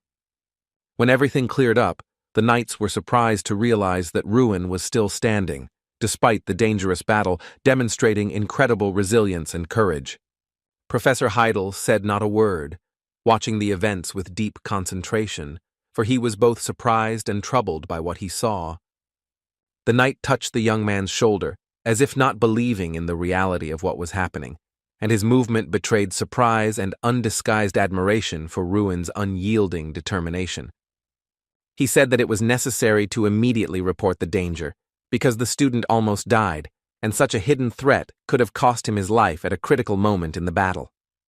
To this, the young gentleman sincerely apologized, admitting his recklessness and realizing that his underestimation of the situation could have put Ruin in mortal danger.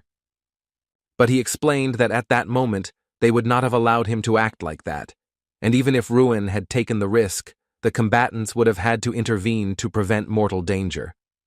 However, there is no time for conversation now, as the exam must be completed, and everyone present must focus on ensuring that Ruin can successfully prove his skill and strength. The ogre is burning with anger, his huge body vibrating with rage, and his eyes shining with hatred, preparing to deliver a devastating blow to anyone who stands in his way. The knight shouted to Ruin to step back, as it was extremely dangerous, and even with his strength, confronting the mighty ogre was extremely risky for the young mage. He asked him to stay away while they dealt with the ogre, because any carelessness could lead to serious danger. Ruin Ardell, ignoring the warnings, took a decisive step forward, demonstrating his courage and determination to engage in a dangerous battle with the mighty ogre, despite the risk. He explained that this was his exam, and he was the one who had to pass the test, demonstrating his own skills and strength, even if it meant going up against a huge ogre. So he called for giving him the opportunity to finish what he had started, because right now he had to demonstrate his skill, determination, and to overcome the enemy. Ruin felt complete surprise and confusion, because a huge ogre, 5 times bigger than him, suddenly appeared before him, and the young man could not understand how this was possible. That there was an opponent against whom he would now have to fight.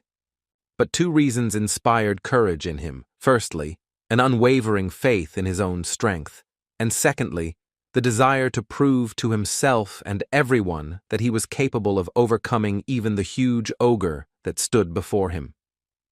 Thanks to his skills, Ruin understood what the ogre was saying and felt that he was afraid, because he found himself among powerful magicians and brave knights, which instilled in the young man confidence in his own abilities.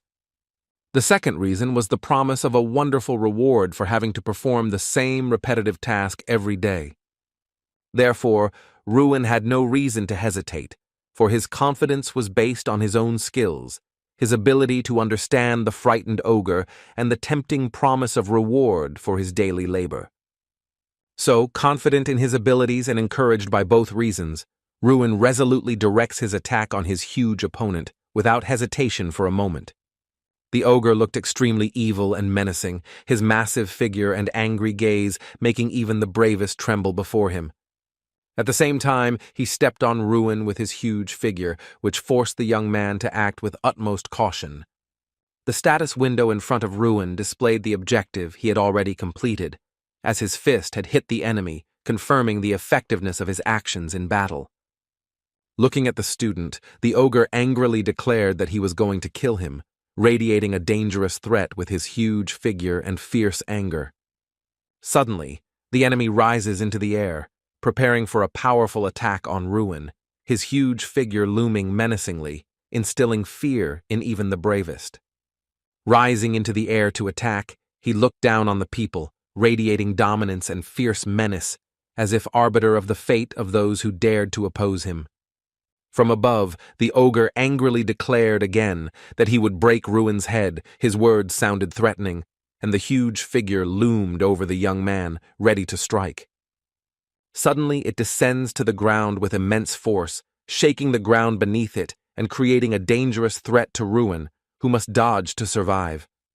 The boy realizes that in order to survive and win, he needs to find his enemy's weak spot, carefully watching the ogre's movements and thinking through his every move. And using time refraction, he slows down the ogre's movements to deliver a more precise blow and gain the advantage. The knight could not understand where Ruin got such incredible speed from, watching the young man maneuver around the ogre using time refraction to avoid blows. The young man realizes that for a successful strike he needs to approach the enemy even faster, using every moment while the ogre is confused and not expecting his maneuvers. So he starts moving even faster, combining lightning-fast maneuvers and time warping to approach the ogre unnoticed and exploit his weak spot. Ruin, assessing the situation and discovering the enemy's weak point, resolutely decides to strike the ogre at a vulnerable point, directing all his strength and accuracy into this critical blow. The knights observe Ruin's actions and realize that he did not tremble before the ogre, and they also wonder who this young man is, capable of so confidently confronting such a powerful opponent. The students, watching the battle, also could not understand what was happening, marveling at Ruin's skill and courage in the face of a huge and fiercely evil ogre. Ruin notices that the opponent is starting to actively fight back and quickly assesses his movements, preparing to adjust his strike so as not to lose his chance at victory. Their fight was extremely tense, every move by Ruin and the ogre fraught with danger, and the air around them seemed filled with tension and anticipation of the decisive moment. So the young gentleman decides to kick his opponent's arm, hoping to weaken his opponent and gain the upper hand in this extremely tense fight.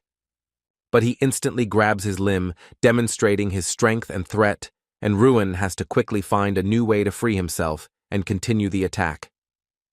The ogre flips the young man over with a sharp movement, and he seems to be suspended in the air, sensing danger and forced to instantly look for a way to hold on and avoid the blow.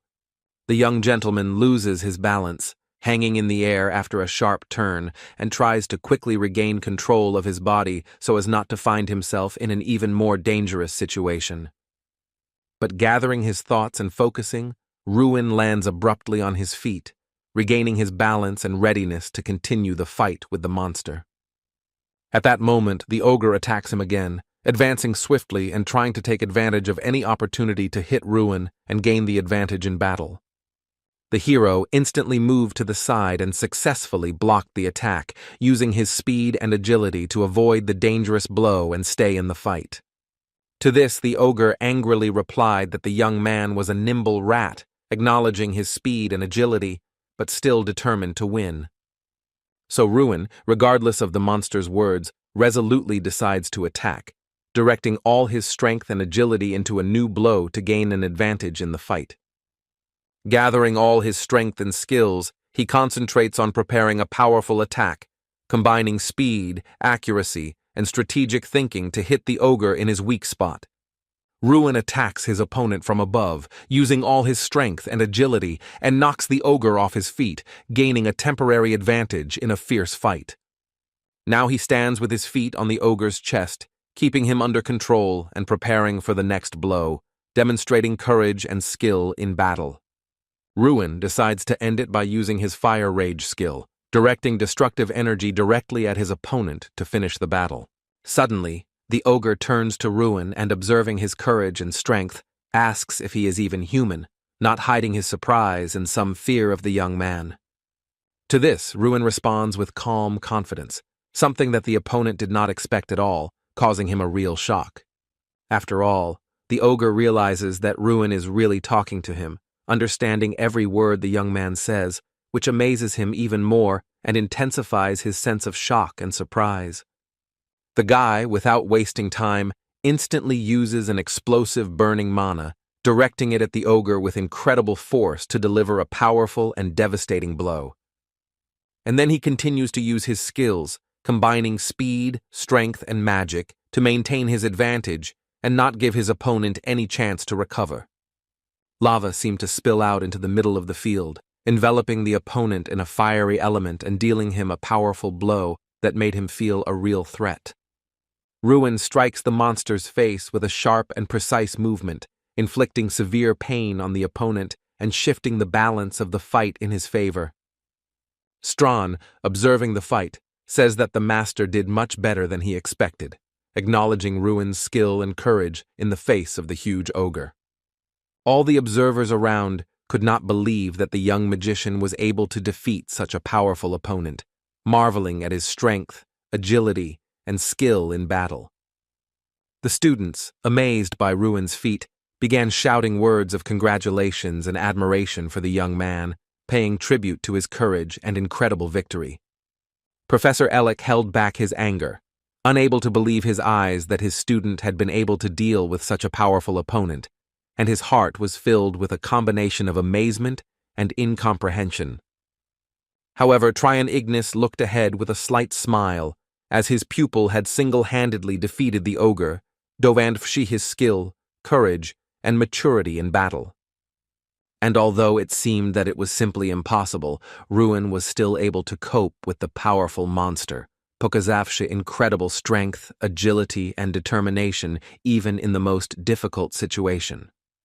The knight approaches Ruin, watching him closely, and asks who taught him to fight so skillfully, marveling at his skill and agility in battle with the mighty ogre. But the pupil replies that he learned on his own, and his words cause real shock in the man, reflected on his face, who did not expect such independence. Ruin said this with complete confidence, and his determination shocked the knight even more, emphasizing the young man's strength of character and independence. He turned to Professor Heidel and calmly asked about his results, awaiting his grades after the incredible battle with the ogre he had just defeated. But due to his own confusion, the man could not utter a single word, frozen in the face of the young man's incredible achievement and confidence. He finally says that he didn't even think Ruin could do it, and yet the young man managed it himself, without giving him any chance to help him, which further emphasizes his skill. Once again, Ardell exceeded all of Professor Heidel's expectations, and his skills, determination, and courage far exceeded any of his mentor's predictions. So, gathering his courage, the man loudly exclaimed that Ruin Ardell had successfully passed the exam, recognizing his incredible abilities and courage in fighting the mighty ogre. Hearing these words, the young gentleman smiled lightly, feeling relieved and proud of his own success and victory over his opponent. Ruin understands that he has received the player's mysterious eye as a reward, but despite this, he has no idea of its true purpose and hidden power. When Strawn explains that from now on his master has officially become a real player, he is surprised to realize that the eye he received opens a new path in his destiny.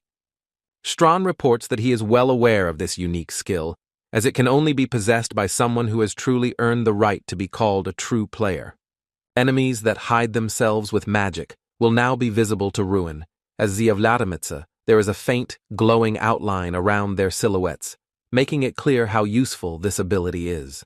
A new message also appears in the status window indicating that a mini-map has been unlocked for Ruin, capable of showing the terrain and nearby enemies.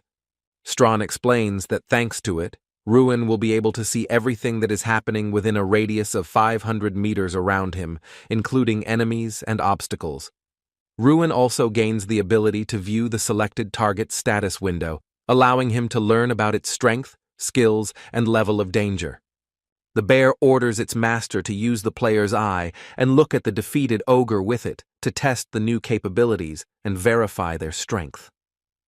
So Ruin, feeling excited and somewhat unsure, tries to use his newly acquired skill for the first time, directing its power at the fallen ogre. The guy quickly realizes that thanks to the player's eye, he can see the target's condition, assess its health, strength, and obtain other important information about the opponent. Ruin instantly decides to test the eye's capabilities on Professor Heidel, eagerly wanting to learn its condition, power, and hidden information about it. However, he notices that some items in the professor's status window are closed, and the bear explains to him that it is forbidden to read information about people whose rank is higher than his own. The bear adds that as Ruin's power grows, so will the amount of information available to him about others, revealing more and more hidden details. So now the young master finally understood everything about how the player's eye works, what limitations there are, and what benefits this new power brings him. After the real battle ended, rumors that Ardell had defeated the ogre instantly spread throughout the academy, causing astonishment and admiration among students and teachers. Jason asks how his friend feels after becoming famous at the academy, but he replies that it's all too new and unusual for him.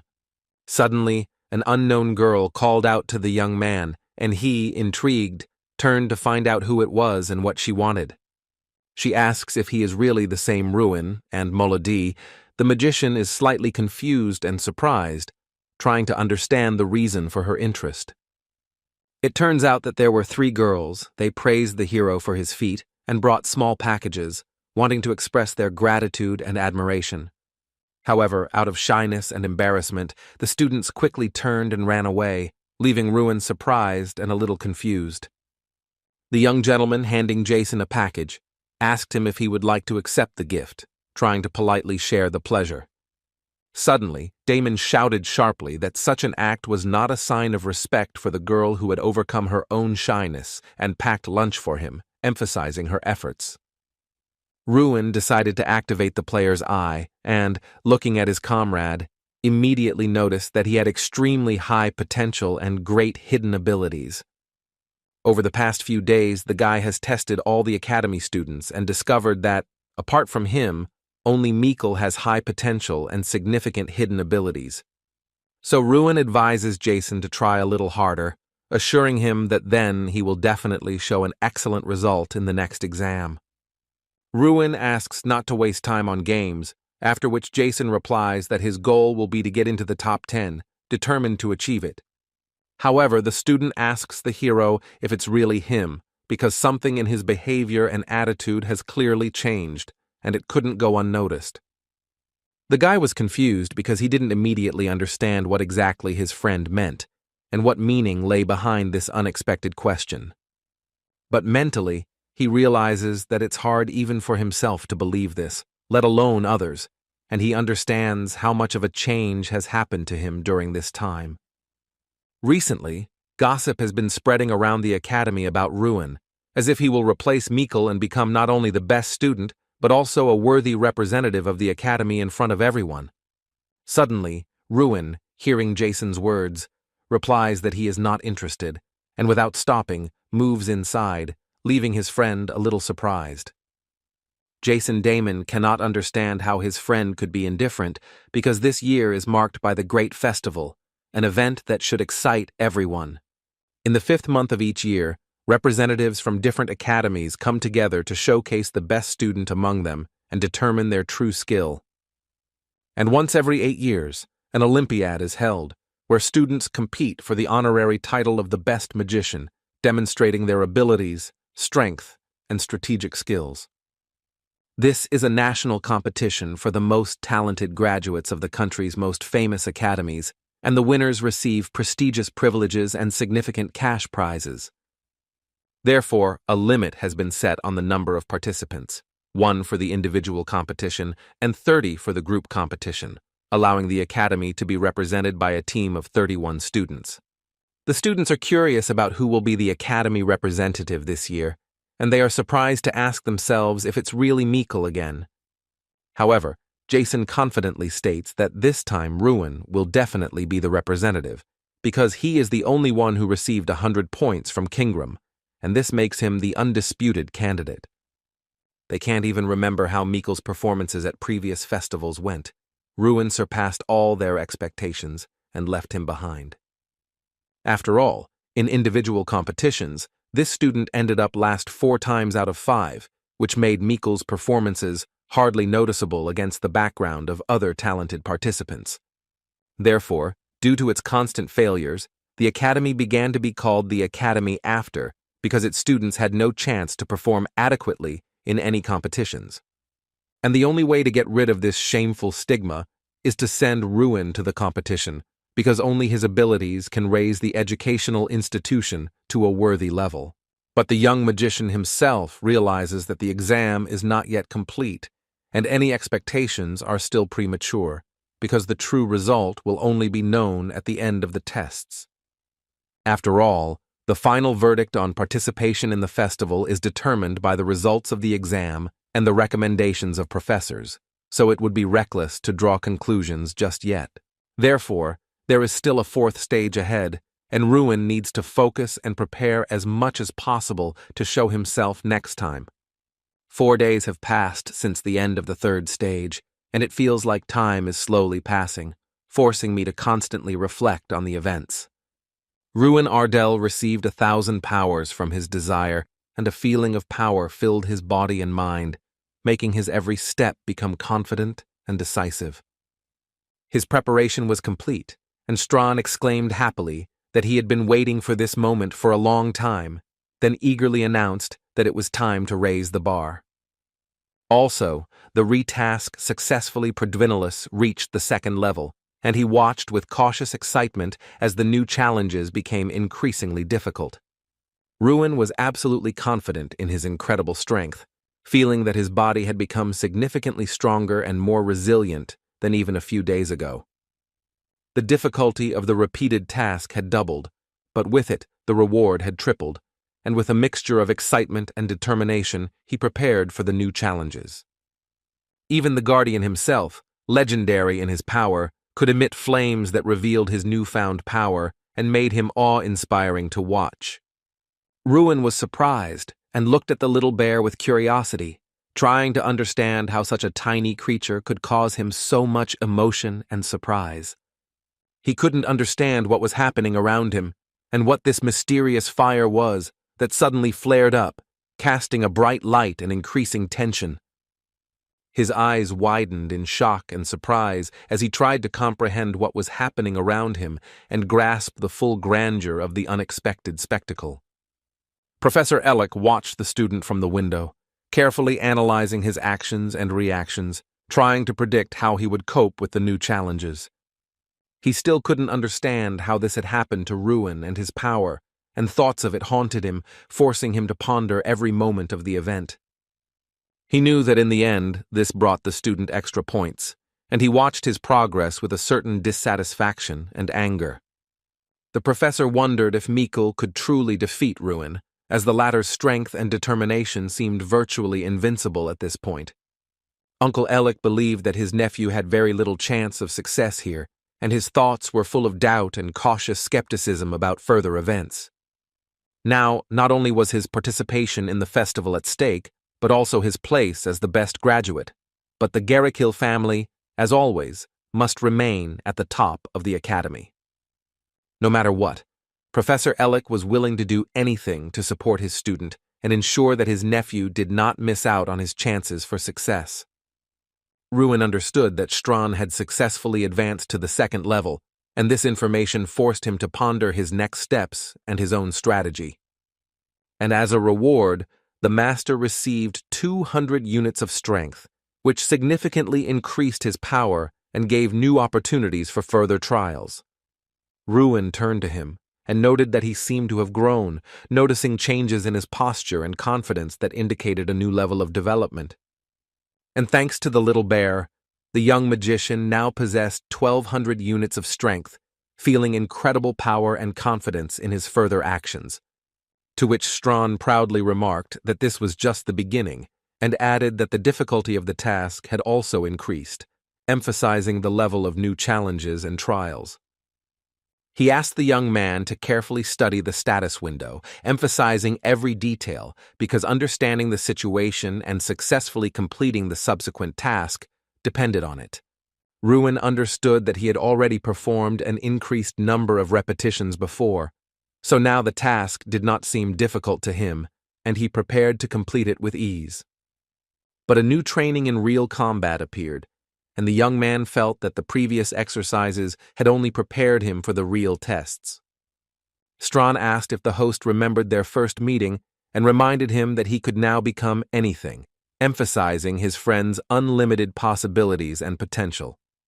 So, now, it is possible to transform, but for now, there are certain limitations that do not allow it to fully reveal its full power and potential. Only when he reaches the 5th level will he be able to transform into a human.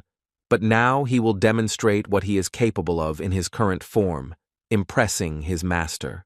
And then the little bear began to transform, his body changing before our eyes, causing surprise and admiration. It seems to spin around its axis extremely quickly, creating a swirling effect that captivates the eye and adds to viduvishnosti's transformation. Transforming, it took on an as yet undefined form, something incomprehensible and mysterious, making the observer hold his breath.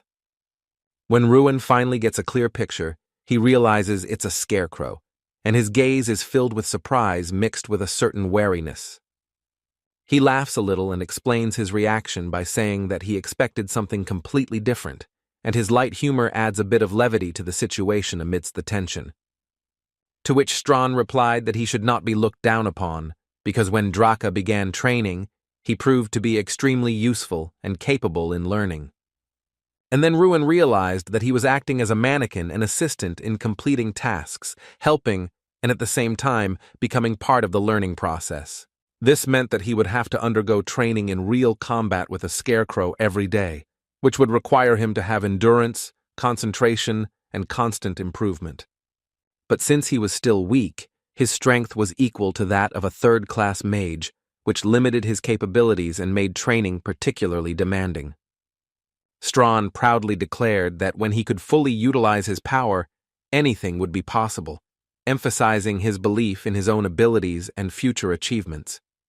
And if the owner wishes, he can even turn into a demon or a dragon, demonstrating the incredible flexibility of his power and enormous potential.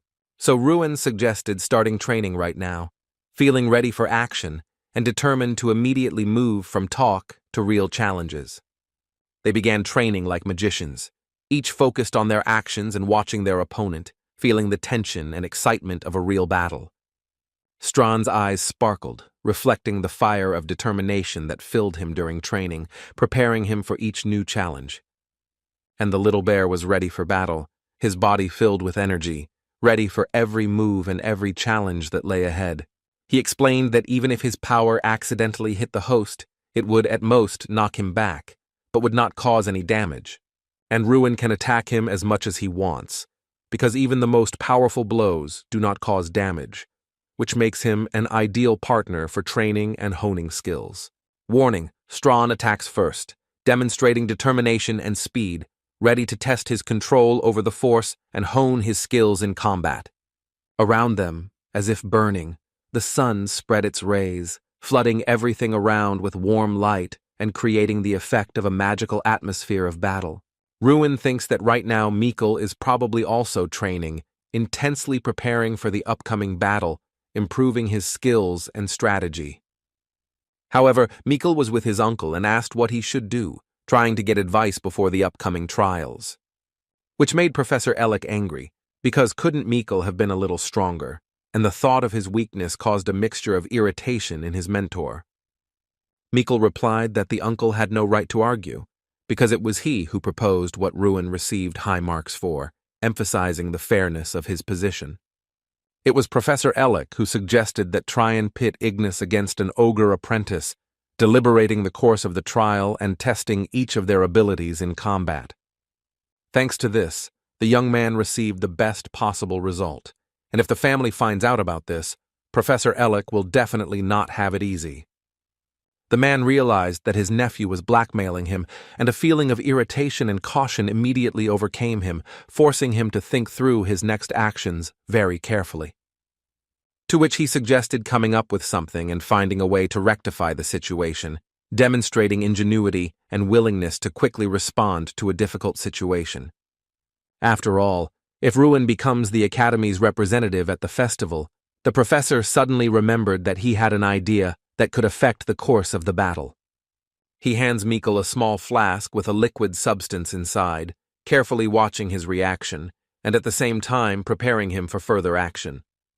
The nephew understands that this is the awakening herb-burning flower, and a sense of importance and responsibility instantly overwhelms him because further success depends on it. The herb is used to create elixirs and is a valuable medicinal plant that can significantly enhance the magical and healing properties of any potion. Drinking this will give you an awakening effect and reduce the casting time of spells, but as a side effect, Mikkel will feel pain and lose the to distinguish himself from others. Professor Ellick explains that he won't see anything while the effect is in effect, and notes that his nephew clearly doesn't miss his lessons if he knows these details so well. However, the pet doubts whether he really wants to drink it, hesitating because of the possible pain and unpredictable consequences that could affect his consciousness and condition.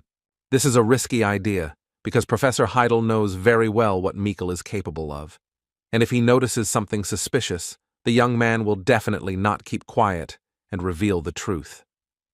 But Ellick is confident because drug testing is his duty, and he is ready to take responsibility for the results, ensuring safety and control over the process. He passes out another potion that is supposed to hide the effects of taking the flower, carefully watching Mikkel and preparing him to make sure everything remains unnoticed. Uncle orders Mikkel to drink this potion after the first, emphasizing the importance of the correct order and ensuring that the effect remains hidden. He also asks not to be afraid, reminding them that they are a family, and that this approach is their way of moving forward, overcoming difficulties, and becoming stronger together. Looking him in the eye, he asks his nephew if he is really ready to do this, testing his determination and willingness to take on responsibility. Finally, the day of the important one-on-one battle has arrived, and this decisive stage of the exam is held in a specially equipped room, the Barrier of Mana. Every year during the event, the stands are completely filled with spectators who eagerly watch the events and emotionally support the participants. After all, today the long-awaited battle between Ruina and Mikkel will take place, and everyone is eagerly watching their fight, full of tension and emotions. The young man carefully steps across the floor, feeling each step under his feet, his gaze carefully scanning the room, and his heart beats in anticipation of future events. He knows full well that today will be the final exam, and Ruin fights against his opponent full of determination and skill while everyone watches the battle intently. Strawn notes that the opponent understands well that the home team will try to close the gap, and because of this, Ruin will have to make every effort to maintain its lead. But if he manages to get close enough, a single precise strike is enough to change the course of the battle and put Ruin in a good position. Since this battle is marked by extreme realism, various geographical features were placed in the room, adding real tactical complexity to the battle. They are carefully asked if they are ready for battle, and each of the participants prepares intensely, feeling the excitement and responsibility for the upcoming duel. But Ruin, carefully observing his opponent, immerses himself in his own thoughts, trying to predict his moves and choose the most effective tactics for the battle. Ruin listens intently and stares at his opponent, trying to understand whether this is truly a sign of danger or just a deception of his perception.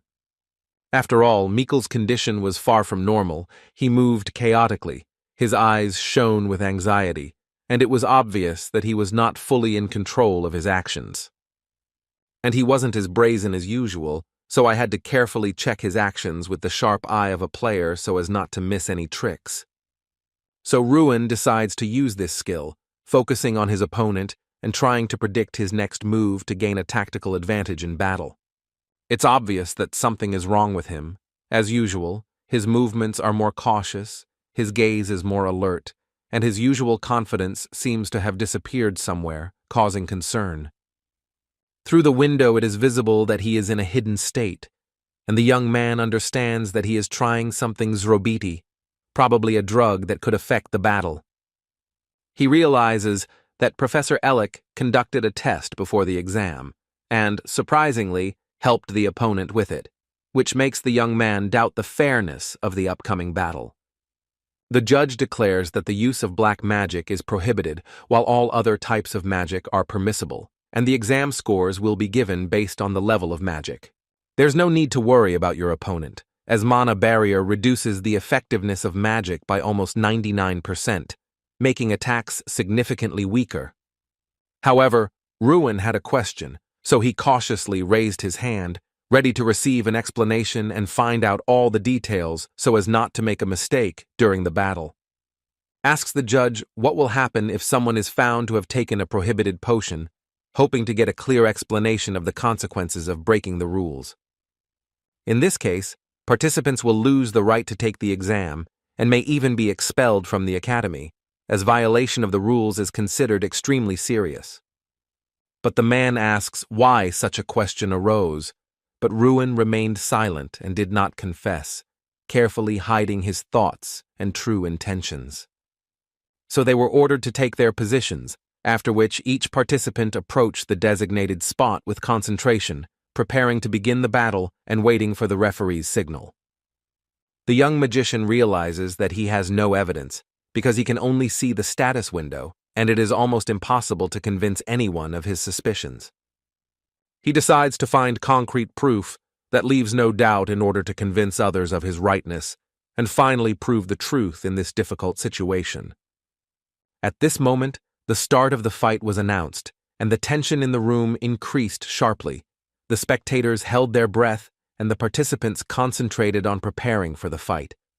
The judge, shouting loudly so that everyone present could hear, began counting down the time until the start of the fight, and everyone was tensely preparing for the decisive moment. And suddenly he announced that it had begun, and the room was filled with intense energy. The audience held their breath, and the participants instantly focused on the fight. Mikkel instantly rushed to attack Ruin, his gaze burning with hatred and every movement betraying the desire to deal a fatal blow to his opponent. His strength was powerful, palpable in every movement, which made the enemy tense and feel threatened by every approach to him. He tried to pin Ruin down, restricting his movements, but he instantly gathered himself and quickly freed himself from the shackles, regaining control of the fight. And the audience was in shock. The spell didn't work, and everyone wondered if Ardell was that strong or if the magic had unexpectedly failed during the fight. Ruin understands that the room reduces his mana power, but it has no effect on his own abilities, so he remains calm and ready for his next actions. However, Mikkel, as if unable to stop, attacks Ruin again, his blows carrying dangerous energy, and the tension in the battle growing with every moment. He used the fire breath spell, directing flames at the enemy, and the heat from the magic enveloped the space, increasing the danger and tension of the battle. Ruin, to avoid a dangerous trap, instantly activates the acceleration skill, dramatically changing position and leaving the enemy trying to catch up with him in vain. His speed was like lightning sweeping across the battlefield, leaving everyone behind and making those present gasp in delight. He hides behind a rock, waiting for the attack, carefully watching its movements and choosing the moment to counterattack to maximize his advantage.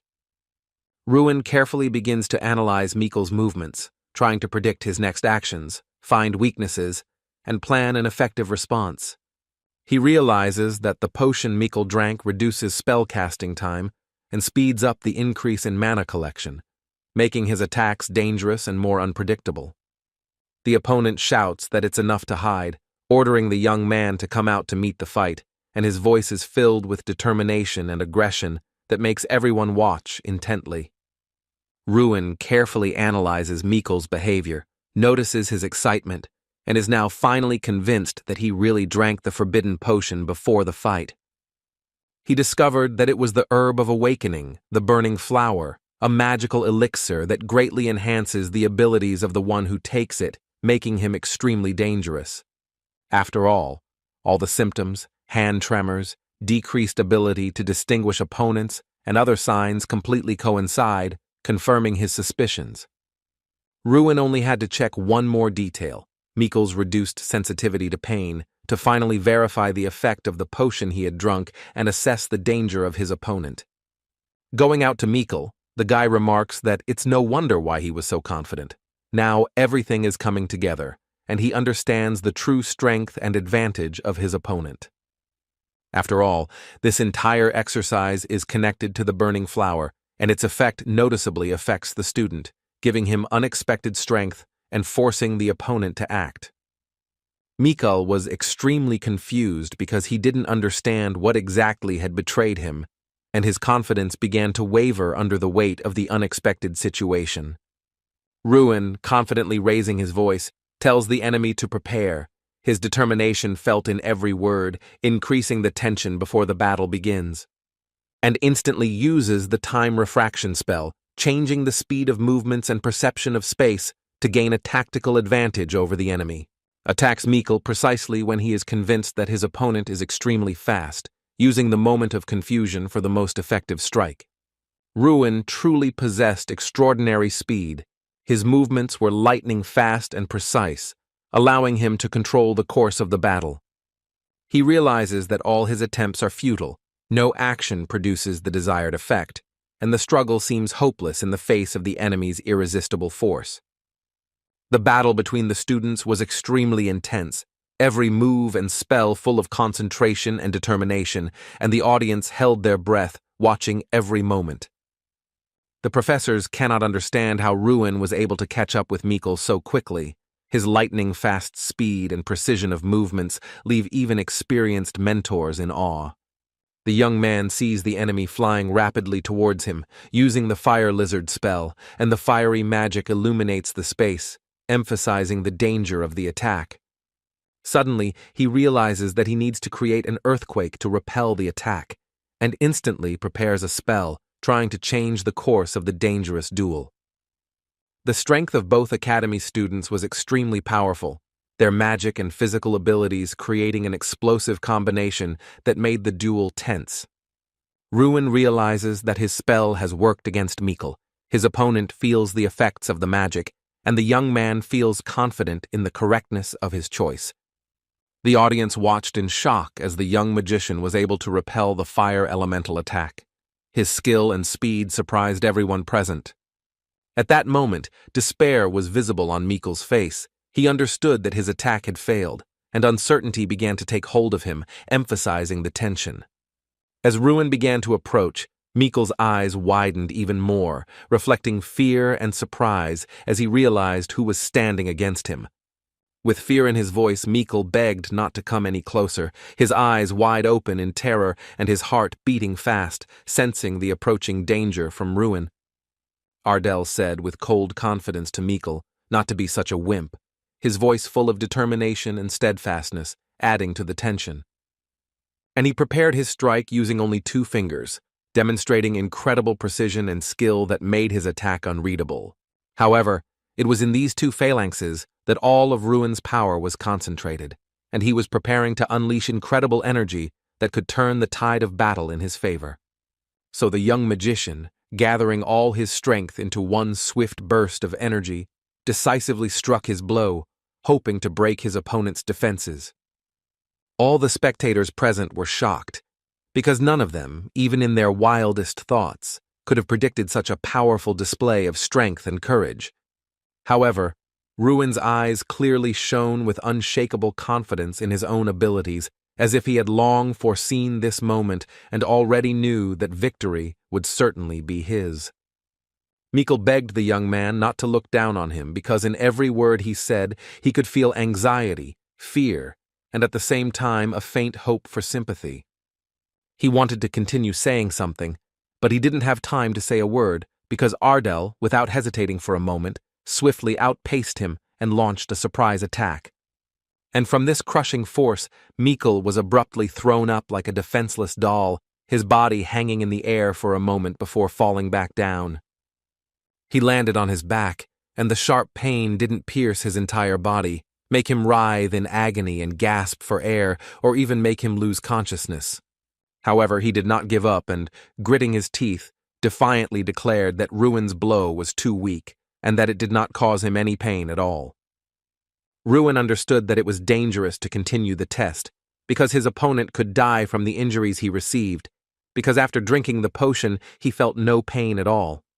So, using the binding tree spell, the boy decided to act decisively, restricting the student's movements and taking control of the situation.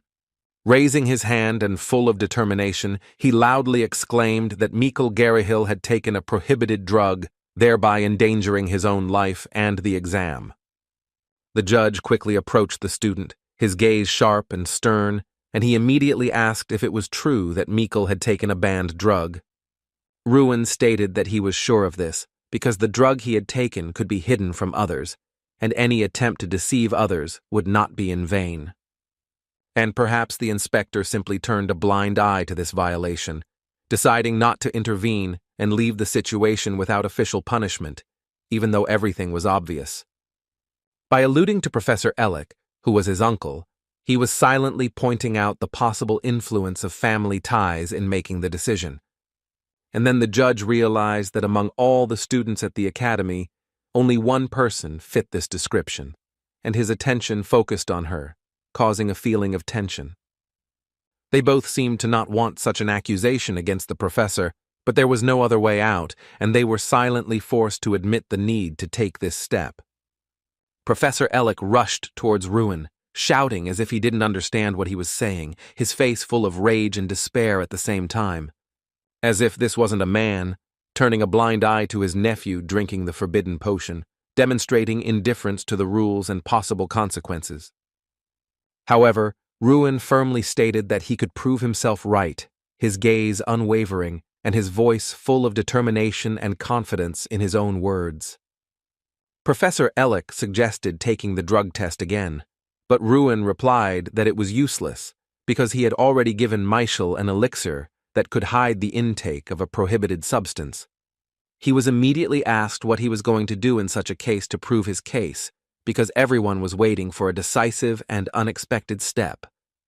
Then Ruin calmly but resolutely declared that he would now demonstrate everything clearly, his gaze radiating confidence and readiness to prove his point with action. Approaching the stone, the young man focused his power on it, and the air around him seemed to be filled with energy, ready for an incredible manifestation of magic. Summoning the same attack he had just used against Mikkel, the young man concentrated all his strength, preparing to demonstrate its effect at full power. Showing that the blow was of such power, the boy demonstrated how devastating this force was for the enemy, knocking down almost half of the stones. In his current state, Mikkel has a concussion and broken ribs, but he is still laughing and remains conscious, which after such a blow looks completely abnormal. And he continues to smile and grimace as if he doesn't feel any pain at all. His behavior looks incredibly defiant and frighteningly fearless. Ruin turned to Professor Ellick with a firm look and asked if he still denied the facts that had become apparent after the show of force.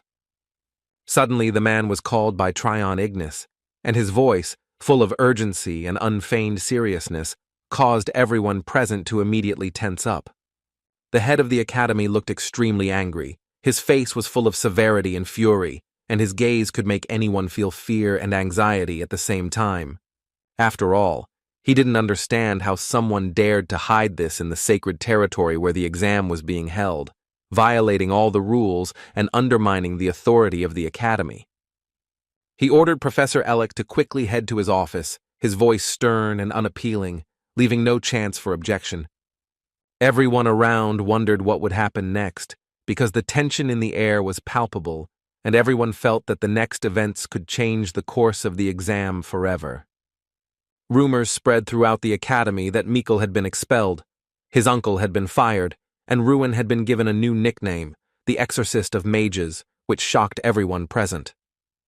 So the young mage stood before the main doors of Ignite Academy, feeling the weight of the events and future trials that awaited him beyond those majestic gates. After all, he had been summoned to try on Ignis, and now the young man felt the invisible pressure of expectations and responsibility that hung over him before this meeting. Ruin seemed a little worried, although he tried to hide it under a mask of confidence, and even his gaze slightly betrayed inner excitement before an important event. However, he looked confident, his posture and gaze radiating a determination that made those around him feel his strength. But when the door opened, his eyes widened in surprise and shock, because what he saw inside was completely unlike what he expected. Realizing that he was in the territory of Ardell, he instantly felt the tension and danger that surrounded the place, and every step required caution. But no, because he noticed that it was a little different than expected, and it made him think, because the details could change the whole situation. And he sees that there is a chair in front of him, positioned as if it is waiting for him, creating a sense of anticipation and unknown tension. It was the same throne of Tryon that the King of Mages usually sits on, and its majesty and significance instantly struck the young man, making his heart beat faster. The head of the academy appeared suddenly and sternly asked what Ruin saw here, his unexpected appearance causing everyone around to tense up and hold their breath. After all, this place is monitored by the Eye of Malarok, and any movement or action here is instantly recorded, making attempts to hide something almost impossible. This name belonged to the leader of the demons who invaded the continent of Frelia, and he possessed the power to allow the victim to see what they desired most. Therefore, the Eye of Malarok shows exactly what Ruin wants to see, reflecting his desires and distorting the reality around him according to his will. The boy understands that he sees the flourishing of the Ardell territory and his emergence as the best magician, realizing the greatness and power that he must master. Tryon Ignis asked if the student was interested in what he was seeing. His voice was calm, but not without a hint of irony, forcing the young man to look closely. He replied that the world is arranged like this: students behave like students, and magicians behave like magicians, and this obvious truth simultaneously reflects the order and the difference in power in the educational institution. However, he understands that achieving this is difficult, and the young man, realizing the complexity of the task, quietly agrees, accepting the need for hard work and self-improvement. The door opens again, and light pours into the room, and everyone present holds their breath, waiting to see who or what will appear next. Ruin took one last look at what lay before him, trying to commit every detail to memory before taking a step into the unknown future. When announcing the exam scores, it was announced that Ruin had won, and all the students sincerely congratulated him, admiring his skill and incredible endurance. It was said that Ruin Ardell was the best graduate of Ignite Academy, and this recognition of his talent and hard work caused admiration among all present. This is exactly what the young gentleman imagined as he walked out the door, feeling pride, admiration, and a foreboding of the new challenges that awaited him. Sitting down at the table, the head of the academy politely asked the student to treat himself. His tone was both friendly and full of respect for the student's achievements. And he carefully watched Ruin, observing his every movement and reaction, because his actions could be a demonstration or cause of unexpected consequences. Tryon Ignis said he had called him because he wanted to ask something important, and his voice was calm, but at the same time hinted at seriousness and the need for attention. How Ruin could know so precisely that Mikkel drank the burning flower remains a mystery, and it was this question that the head of the academy was waiting for. The young magician, in thoughtful silence, seemed to be pondering at that moment what answer he should give, weighing every word and considering the possible consequences of his choice. He explains that from the very beginning, Mikkel behaved somewhat differently than usual, and the flow of mana that enveloped him was unusual, noticeably enhanced, and attracted attention. After analyzing every detail of the behavior and the flow of mana, Ruin was not just suspicious, but knew with absolute certainty that his conclusion was unmistakable. To achieve the result, he used only physical force, which cannot be dampened within the walls of the room, but he deliberately kept quiet about the existence of the player's eye. He notes that even if Mikkel was in a state of deep shock, his strange laughter could be explained solely by the effects of the burning flower he had taken. Tryon Ignat understands that even at 16 years old, Ruin shows remarkable insight and is able to maintain inner peace at the most critical moment. He addresses the student, sincerely apologizing for the inconvenience caused and adding that he will personally monitor that the Garrickhill family does not dare to take any action.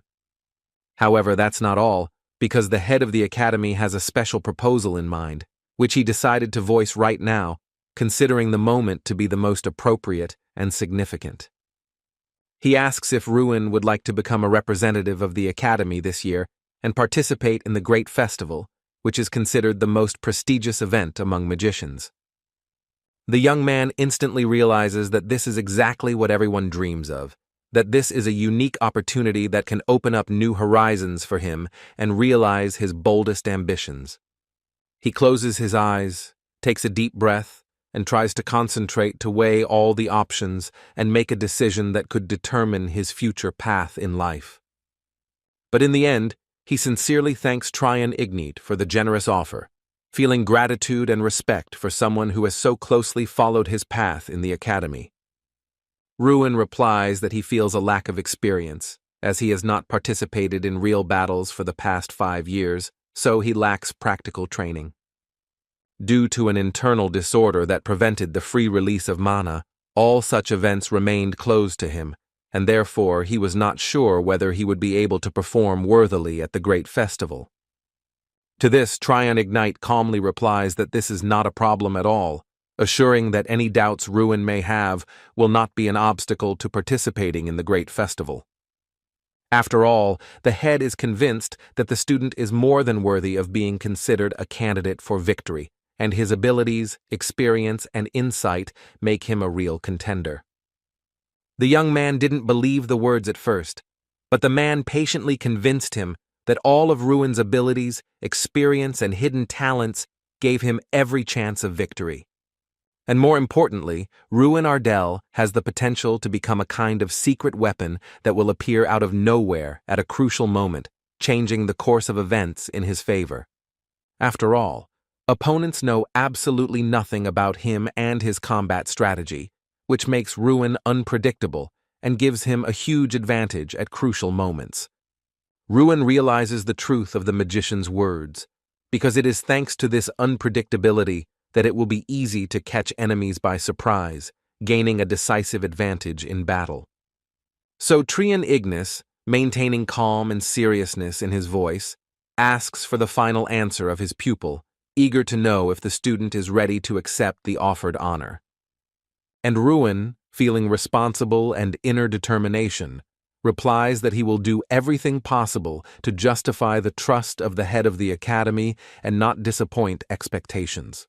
Suddenly, there's a knock on the door behind them, disrupting the peaceful atmosphere of the room and causing both of them to instantly turn around, listening intently to the unexpected sound. The head of the academy explains that Ruin would be much more useful to attend body art classes, and for this purpose, he personally invited an experienced martial arts professor. Sweat was dripping down the boy's face, because the man standing in front of him was a familiar face, and memories of past meetings made him anxious. Halter Pirante, with a slightly raised tone that combined surprise and irony, asked if Ruin wasn't happy to see him, carefully watching the boy's reaction. The professor turned out to be one of 5 knights of the 6th rank, and the only one in the entire kingdom of Radian, which emphasized his exceptional status and incredible skill. And Ruin had already met him during the 3rd stage of the practical task, so the memories of that experience simultaneously aroused respect and slight excitement. He still can't comprehend that he has the opportunity to study under this mentor, whose skill and reputation impress even the most experienced students of the academy. Halter asks if the apprentice is really a special mage who should only fight at close range, carefully watching his reactions. To this, Ruin replies that the information is true, confirming that he is truly special, capable of fighting only at close range. Drawing on past experience, Halter notes that Ruin's attacks were well executed, precise, and without unnecessary movements, highlighting the effectiveness of his martial art. However, it is all too obvious that the guy hasn't studied martial arts properly, and this betrays his inexperience, even despite the clarity and effectiveness of his individual attacks. His skills might work against an ogre, but an experienced knight would read the young man's every move like an open book, immediately noticing any weakness in technique. The guy agrees, because his movements were actually programmed by one training session, and their effective use is limited. Halter assures him not to worry because after his lessons, Ruin will be able to advance significantly beyond basic skills, gaining control over his power. So he suggests starting right now, without wasting time, because every moment is important for Ruin to be able to quickly improve his skills and reach new heights. He notes that first, you need to learn how to walk properly, because for a knight, the most important thing is legs that can withstand any trials and ensure movement in battle. The training center usually teaches celestial martial arts, which combine precision, strength, and mastery of movements, preparing students for the most difficult challenges. So it was this celestial martial art that Ruin studied, gradually mastering its subtleties and developing his skills under the close supervision of his mentor. With the exception of sword techniques, because the heavenly martial art includes 36 fighting techniques, which the young man studied gradually, mastering each one with maximum attention. Ruin remained extremely collected and attentive, paying maximum concentration to every detail so as not to miss a single nuance in his studies. He listened carefully to all the words of his mentor, absorbing every piece of advice and instruction, trying to immediately apply them in practice and not make a single mistake. I carefully performed all the tasks that were given by Halter, paying attention to every detail to master the technique as accurately as possible. However, Ruin suddenly asked why Halter agreed to this, his voice full of curiosity and slight surprise, trying to understand his mentor's motives. After all, he realized that this training would not bring any benefit to the professor himself, and that is why his surprise and questions were sincere and full of curiosity. To this, Halter calmly replied that such training was a kind of investment for him, because the efforts invested would return 100-fold through skill. One has to imagine that he meets a person who has all the signs of becoming a great magician and immediately notices the potential that could change her future and influence in the world of magic. His help in this process can be a kind of investment, because the correct development of a student can bring significant benefits in the future. Therefore, Ruin, bowing respectfully, said that he was at Professor Halter's service, demonstrating his willingness to listen, learn, and devote all his strength to the benefit of learning. But the man smiled and said that he was simply embarrassed to ask the young man to call him Hyun, because he was not even 30 yet, and the formalities seemed unnecessary. So Ruin, focused and determined, continued to train, honing every move and diligently applying his mentor's advice, striving to quickly improve his skills. Each time he carefully studied something new, diligently practicing techniques, focusing on details, and striving to make every movement perfect. Professor Halter observes that the student is doing too well, noticing talent and abilities in him that far exceed expectations. He recalls approaching the ogre after the exam and suddenly realizing that Ruin had broken his jaw, recalling the moment with a combination of surprise and admiration. Then I concluded that this young man, a melee mage, was physically stronger than an ogre, and even with such strength, he displayed incredible skill. At this pace of intensive training, weeks passed, during which Ruin relentlessly honed his skills, mastered new techniques, and strengthened his body and mind. Ruin realizes that the effect of mastering the heavenly martial arts is incredible, as every move combines everything, making him almost invincible in battle.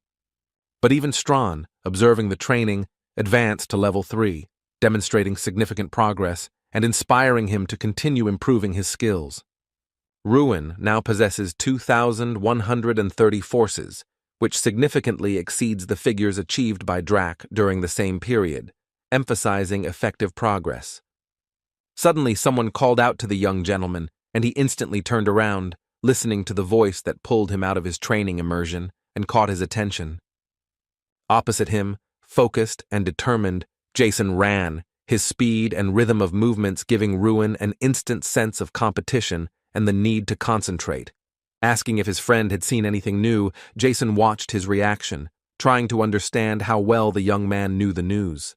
He explains that a list of participants in the great festival was hung at the entrance to the academy, and everyone who passed by couldn't help but wonder if they had made it and if there would be any new names. At the grand entrance ceremony, Ruin proudly stood on stage as the representative of the new students, attracting the attention of everyone present and arousing admiration. Because of this, he began to be envied, and the other students cast sharp glances at him, full of distrust and hidden hostility. And all these years, Ruin has shown himself only from a pitiful side, hiding his true strength and abilities from those around him. He could only watch from afar as Mikkel received all the glory and recognition, feeling sadness and envy in his heart at the same time. Now Ruin was racing towards the lists of candidates for the great festival, his heart beating fast with anticipation and excitement. Many students had already gathered in front of the entrance to the academy, chatting and jostling impatiently, waiting for the event to begin. Looking at the table, the boy suddenly realized that he had become the official representative of the academy, and his heart beat faster with excitement. Everyone present turned to him with friendly smiles, full of curiosity and slight surprise at the same time. They immediately began to congratulate Ruin on this place of honor, because now everyone would speak on his behalf, and attention was focused on him. It took a long time, but the young magician once again became a representative of the Ignite educational institution, gaining respect and recognition among students and mentors. Professor Heidel admitted that he was surprised when he heard from Halter that Ruin had mastered the heavenly martial art, as such an achievement required enormous effort. And the fact that the student had passed the 5th grade frightened everyone around him, but only out of good intentions, because it testified to his extraordinary abilities and potential. So he said that he believes in Ruin, and is confident that he will be able to cope with all the challenges that lie ahead. Preparations for the festival went without any problems, so they set off for Altain, full of anticipation and determination for new challenges. The students couldn't believe that they were going to ride the mana train for the first time, watching in awe its shining hull and the magical shimmer of the rails. Radian had only 2 transit points, while the Imperial Federation of Raynak had over 100, making travel much easier. Someone abruptly told everyone to be quiet, comparing them to a herd, as if they had never seen a train before, and the students immediately fell silent, confused, and surprised. Looking at Ruin and Jason, he ordered them not to speak or to be shamed, emphasizing that both should behave with dignity and restraint. Ruin, casting a sharp look at him, instantly realized that hiding words or emotions was inappropriate right now. This is Henki's, Mikkel's friend, and that they participated in last year's festival together, bringing back memories and a little excitement. He warned Jason not to expect Ruin to win, emphasizing his own abilities and strength as a young magician. It seems like the academy would have had a better chance if Mikkel had been chosen, because he already had experience fighting against other participants and could have shown a stronger result. And in any case, they were not going to recognize Ruin as their representative, so they advised him to cope on his own, relying only on his own strength. The guy understood that many people wanted to curry favor with the Garrickhill family, but everyone had to give their all, even if someone disagreed with his candidacy. He turned to Hanks and said that Mikkel would be pleased to see them making every effort and working together. After all, his dog remained faithful, did not turn away even when its owner was expelled from the academy, demonstrating true loyalty and unwavering loyalty. Ruin explained that he specifically expressed himself that way, so that a person of his level of intelligence could understand everything without unnecessary explanations and hints. Henke seemed to expect an answer, but the young man interrupted him again, demonstrating confidence and control over the situation. He explained that this festival will be of a much higher level than the last one, and if Henkes is successful, he will receive an award even more valuable than that from Mikkel's family. The apprentice said that their opponents were real monsters, and the only thing left to do was stay in the Radiant Kingdom to work for the Garrakil family and prepare for the trials. Ruin assured that anything is possible, and their victory is not far off, because with perseverance and strategy, they will overcome any difficulties. After all, the main thing is to cooperate, so it's better not to rely on those who hinder the team, but to focus on those who are really ready to help. Henkes then asked if Ruin was going to compete without their help, trying to figure out if he was ready to go it alone. To this, the representative replied that he suggested that they think about who their current boss is and understand who they really should trust on the team. Reminds that there is no representative of Mikkel's family around right now who could assess their loyalty, so everyone will have to rely only on their own actions and decisions. Henkes warned Ruin not to lose his first individual battle, because if he lost, no one would listen to his instructions anymore. So the train raced forward, carrying the passengers through the shining shimmer of the rails and awakening in each one a foreboding of the trials to come. All the students were amazed at the incredible speed at which the train was moving, barely able to keep up with its shiny body and flickering lights. Strawn said that he likes modern technology because it didn't exist in his time, and he watches with fascination the amazing innovations. Suddenly, representatives from other academies began calling them insulting names, trying to provoke and embarrass Radiant's students. Like they're rural, uneducated, and weak, like Ignite Academy is behind the others and doesn't deserve respect. Ruin realized that the symbol on the jacket belonged to the Oita National Magic Institute, which immediately gave him an idea of the level of training of his opponents. And this is the only educational institution in the region, with a long history, known for swordsmanship and extreme training that tempers true warriors. However, the hero still could not understand what exactly they were doing here, and what role each of them played in these strange and mysterious events around him. Suddenly, the students of the institute asked about Mikkel, hoping that he, as always, would take care of them and help them settle into their new environment. They added that they were only in the status of servants and burst into loud laughter, emphasizing the irony and their frivolous attitude to the situation. The stranger asked if the academy's students would really take last place again this year, expressing doubt and slight surprise due to their reputation. Strawn noticed that his host was very calm after such words, as if completely unaffected by the insults and mockery, which surprised and slightly annoyed those present. Ruin explained that he had never participated in such events before, and had not expected to hear such offensive words, so he was surprised and a little embarrassed.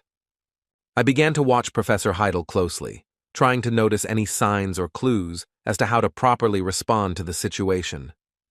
He understood that the professor would not intercede, because the festival was intended for students, and Heidel himself only played the role of an escort, observing the events from the sidelines. Now the power and responsibility for the team lies entirely with Ruin, as the official representative of the academy, and it depends on him how the students cope with all the tests. The institute student approached Henkes and asked where Mikkel was hiding, hoping that he would help find his friend and shed light on his absence. But Ruin replied that, most likely, Mikkel was lying in bed and praying that his broken ribs would heal properly, demonstrating mocking concern and observation. At that moment, all eyes were on the academy representative, Ruin Ardell, because it depended on him how the team would perform and whether it could win the festival. Henkes, looking at the student, explained to everyone that this was their new representative, emphasizing his status and responsibility to the team and the academy. Strangers instantly realized that they were seeing him for the first time, assessing Ruin's appearance and posture, trying to form a first impression of the new representative. So they tried to get closer to get a better look at Ruin and see his abilities and determination as a new opponent. He said he was a representative from Oyet, Seth Mulcair, and asked what the guy's name was, trying to make initial contact and assess the new opponent. So the young man replied with a confident voice that his name was Ruin Ardell, demonstrating determination and pride, because from now on he represented the academy and was not going to back down in the face of any difficulties. He explained that this was enough for a first acquaintance, so he asked Seth to leave their car so they could discuss matters calmly and without unnecessary witnesses. Before that, he ordered Seth to apologize for all the offensive words he had said earlier, emphasizing that respect and politeness were mandatory in communication. The institute student's face, which was usually calm and focused, this time turned red, turning crimson with anger and barely contained rage. He shouted angrily because he couldn't believe a single word Ruin had said, and he felt as if he were being humiliated with an unfair lie. For the young man had just ordered him to apologize, and it was this unexpected humiliation that angered him even more than the words themselves. He suspiciously asks Hanks if he didn't tell his new representative anything about Seth because he was afraid of being exposed and betraying his trust. He coldly said that he would now hit him again, so that his pupil would remember this lesson forever and never dare to argue again. And it was at this moment that Ruin suddenly understood what the whole matter was, as if the pieces of a puzzle had come together and revealed the true picture before him. Most likely, these were the students who participated in the great festival, because their faces shone with confidence and a sense of self-importance. And fear is precisely in the presence of Uta, because their authority and incomprehensible power put pressure on everyone so much that even the bravest lose confidence. Because they had been subjected to Seth Malcury's brutal attacks more than once, a fear remained in their hearts, awakened even by the mere mention of his name.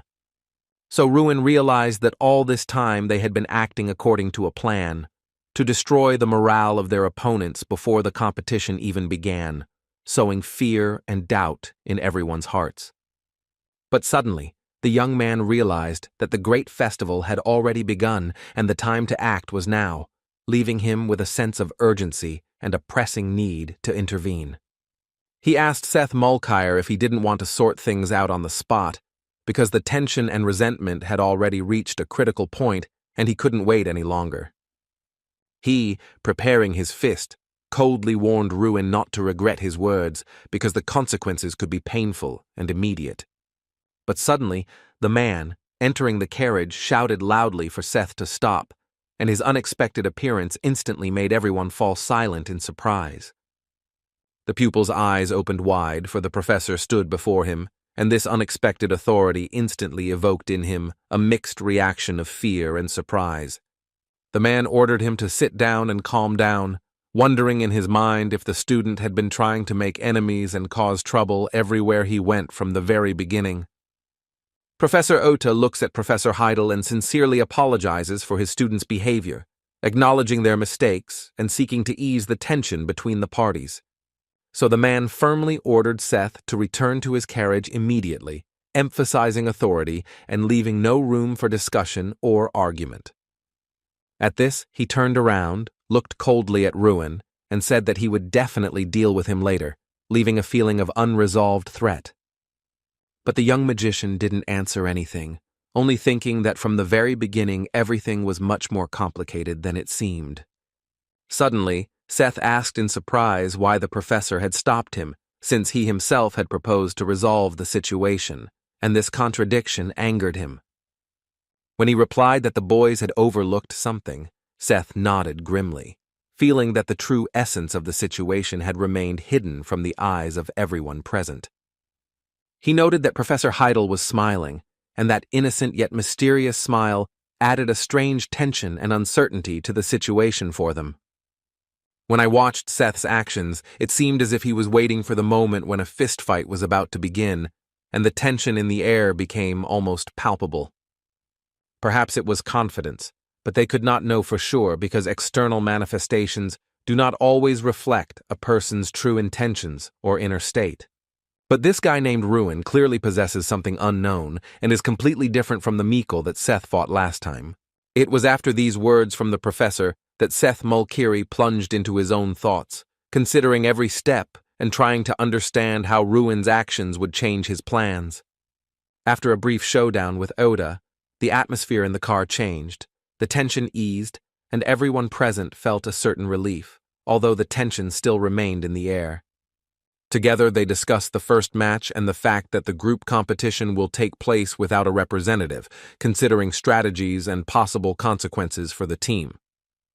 The students doubted whether they would be able to cope on their own, but Henkes loudly exclaimed that they would cope with everything because they simply had no right to lose.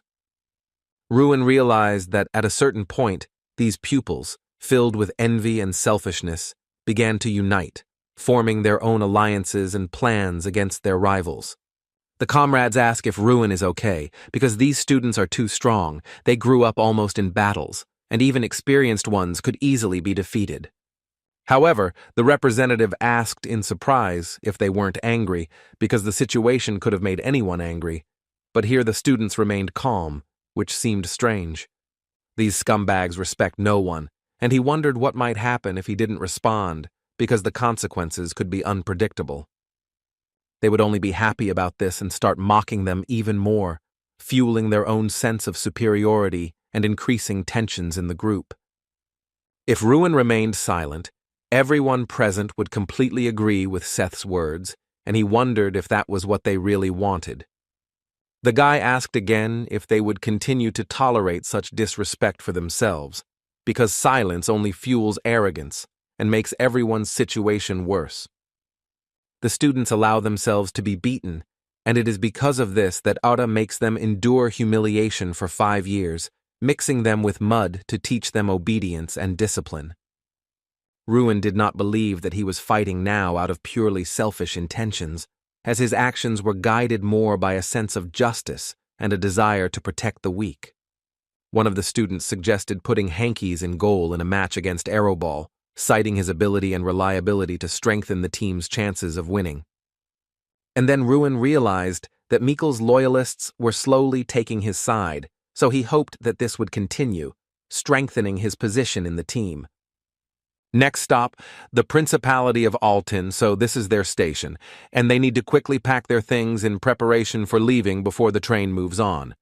This state within Raykarn has a neutral status, which is why competitions are held here, so enemies should forget about emotions, but if bloodshed occurs, there will be a trial for the guilty. All the students were delighted when they saw Raynak in front of them, because his majestic figure and authority aroused admiration and sincere admiration among those present. After all, everything is completely different here, Jason explained. He is from Daemon territory, a rich region, but his native land cannot compare to this place. Ruin mentally analyzed the city of Altin he had seen, assessing its scale, buildings, and atmosphere, trying to understand how it differed from his native lands. And he realized that this was exactly what was expected of the capital of the kingdom, because the grandeur, order, and atmosphere of the city fully met the high standards of the government.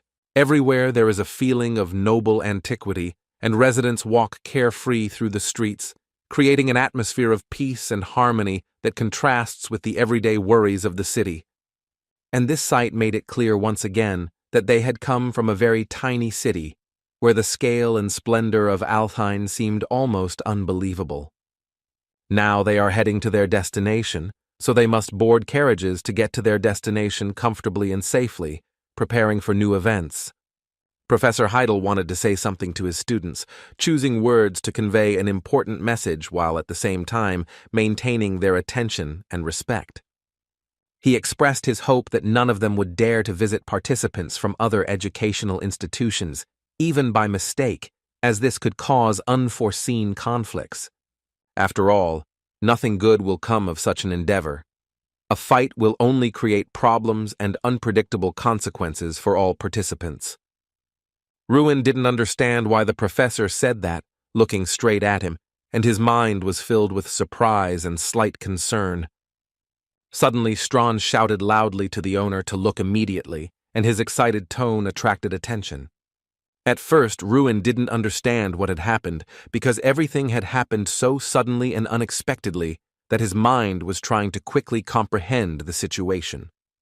But Strawn explained that there was a very interesting smell coming from that place, which immediately attracted attention, causing him and the young man to look closely with interest.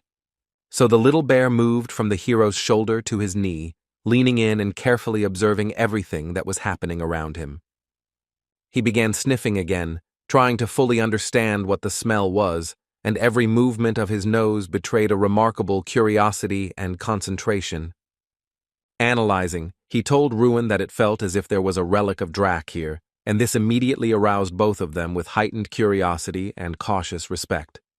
The next day, all participants of the Ignite Academy, despite their fatigue and excitement, gathered in their room, preparing for new challenges and events. Suddenly, Jason noticed that Ruin was hurrying somewhere, quickly getting dressed, but he didn't say a word about where exactly he was going. So the young magician, feeling a sense of urgency and hastily completing his preparations, ran out into the street, without looking back and barely noticing the surrounding noise. Strawn asked if Ruin was sure of his guesses, and even to him it sounded strange and unusual.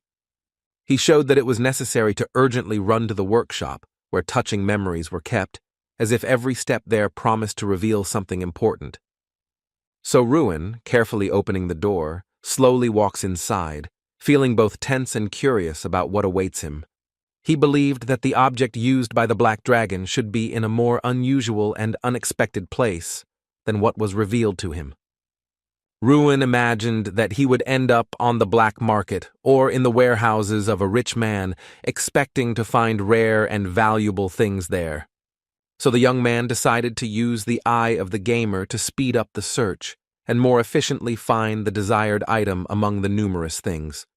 And suddenly, something shone in front of him, attracting attention and causing genuine surprise in the young man.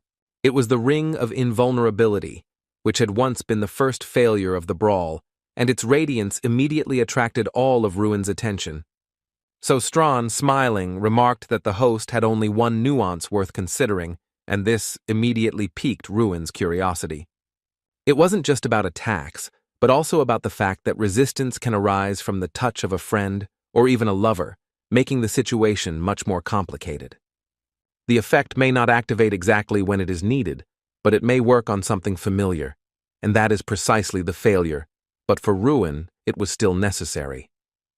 And if worn, the user's strength will increase by 200 points for the entire duration of wearing it, greatly enhancing their capabilities. Ruin, putting on the ring, saw that it fit perfectly, as if it had been made especially for him, perfectly repeating the shape of his finger. He approached the salesperson and said he would like to purchase the ring, expressing determination and confidence in his choice.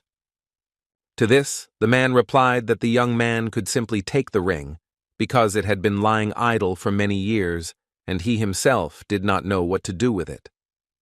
So Ruin decided to buy some more, and as he walked back, he thought about the incredible usefulness of the player's eye skill and its possibilities in the future.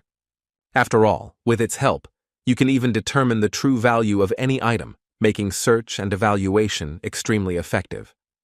And suddenly something appeared before his eyes that made Ruin hold his breath, causing both surprise and admiration. It was a book about the quantum mechanisms of magic and swordplay, extremely rare, and its appearance instantly captured Ruin's attention. Reaching for the book with his hand, the hero did not notice that a girl was standing nearby, who also wanted to get it, and her intentions remained unknown to him. Suddenly, the boy looked at her and began to study her closely, trying to understand her intentions and reactions in this unexpected situation. It was Irene Prius, a fifth-class magician from Siki University, whose presence and skill immediately caught Ruin's attention. The Dirty King, also known as the King of Mages and the Boarder, Theron Artemis, had a reputation as a powerful and dangerous ruler whose fame spread far beyond the borders of the kingdom. He also chose 11 magicians to represent the next generations, and this girl, Irene Prius, was one of them. Ruin had heard that Irene was a true genius and had almost reached the 5th grade, making her an extremely capable and promising mage. However, he noticed that she had already reached that level and realized that all the rumors only belittled her true abilities. Irene Prius asked Ruin to give back the book, but the boy calmly explained that he had taken it first, insisting on his right. Judging by the symbol on the uniform, Ruin from Ignite Academy explained that the boy had found what he was looking for, while Irene had come specifically for this book. And when the young man remained adamant, Irene asked if he could still give in, and the hero instantly realized that she had been eavesdropping on his conversation. He asked the girl to explain why she needed this book, because such publications are not sought after just like that, and anyone who seeks them has a serious reason. But Irene was instantly confused, not knowing how to immediately answer such a direct and unexpected question. She replied that the book was part of her individual assignment and the details could not be disclosed, so she asked Ruin not to ask about it again. The young gentleman thought that this was unlikely to be a task from the institution itself, and perhaps it was simply a personal assignment from the Dirty King. So Ruin told her to take the book because it was important to her, and his words caused a real shock to the student. As he walked further between the counters, Ardell pondered what else he should buy, considering the possible use and value of each item. At that time, Irene Prius watched him closely, trying to understand his intentions and what exactly caught his attention among the goods. In the room where they lived, his comrades surrounded Ruin, pressing him with questions and trying to find out everything about this girl. Jason was very jealous, because his dream was to touch Irene's hand at least once, and now he felt a mixture of irritation and desire. Henkaz noticed that they were all envious, because he himself was sitting next to her at the festival, but his friends quickly realized that he hadn't even said a word. In any case, this girl was strong, always coming in second place, losing only to Doom Prime, but Jason categorically stated that this was complete nonsense.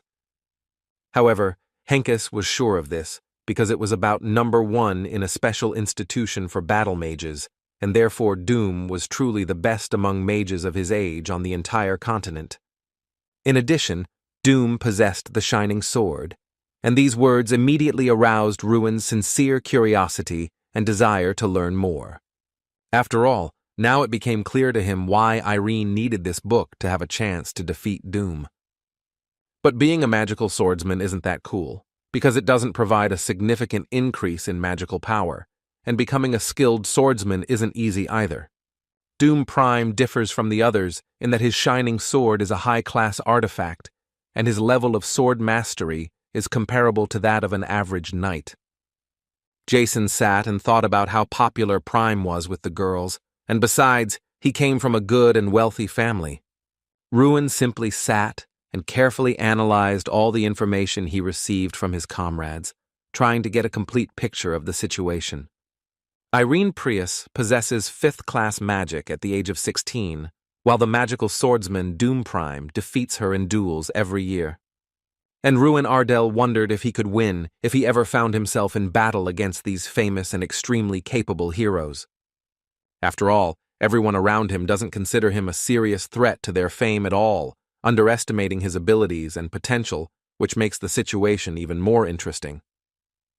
But Tryon Ignat tries to convince Ruin that he is much stronger than he seems and is quite worthy of being considered a candidate for victory.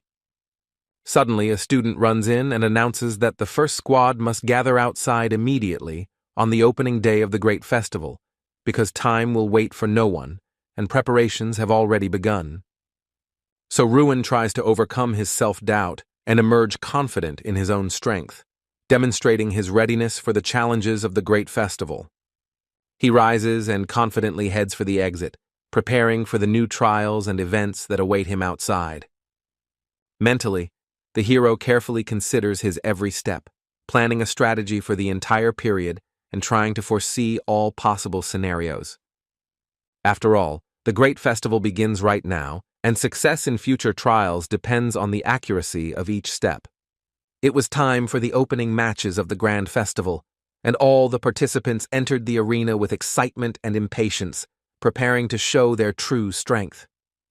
And Ruin is visibly anxiously awaiting the moment when their opponents will be announced, because the first step towards his future victory depends on this. It turned out to be the Oyet National Magical Institute, whose representatives were confident that a duel with Ruin would be an easy and undisputed victory for them. Seth Mulcair noted with a smile that they were extremely lucky with their opponent, so they didn't even have to waste time preparing for the fight. At that very moment, Ruin realized that these opponents were the worst for them because their self-confidence hid the real danger. Because these students were known for their unfair play, using underhanded methods and tricks to gain victory at any cost. Moreover, in their academy, most of the students were injured due to dangerous interactions with Oyet, which only emphasized the harshness and insidiousness of their methods. Seth Mulkiri declared that they were so weak that they wouldn't even be able to warm up, and concluded that this match would be the most boring of all possible. The opponents simply began to mock him, believing that the Ignite Academy was incapable of opposing them, and this frightened them even more because of the young man's unpredictability. Ruin, smiling, realized that he would take this opportunity to demonstrate his true strength to his opponents and surprise them. After all, the Ignite Academy had changed a long time ago and was no longer the same as before, which made its students unexpectedly strong and prepared for any challenges. Ruin turned to Seth and calmly said that he had been waiting for their arrival, demonstrating confidence in his own abilities.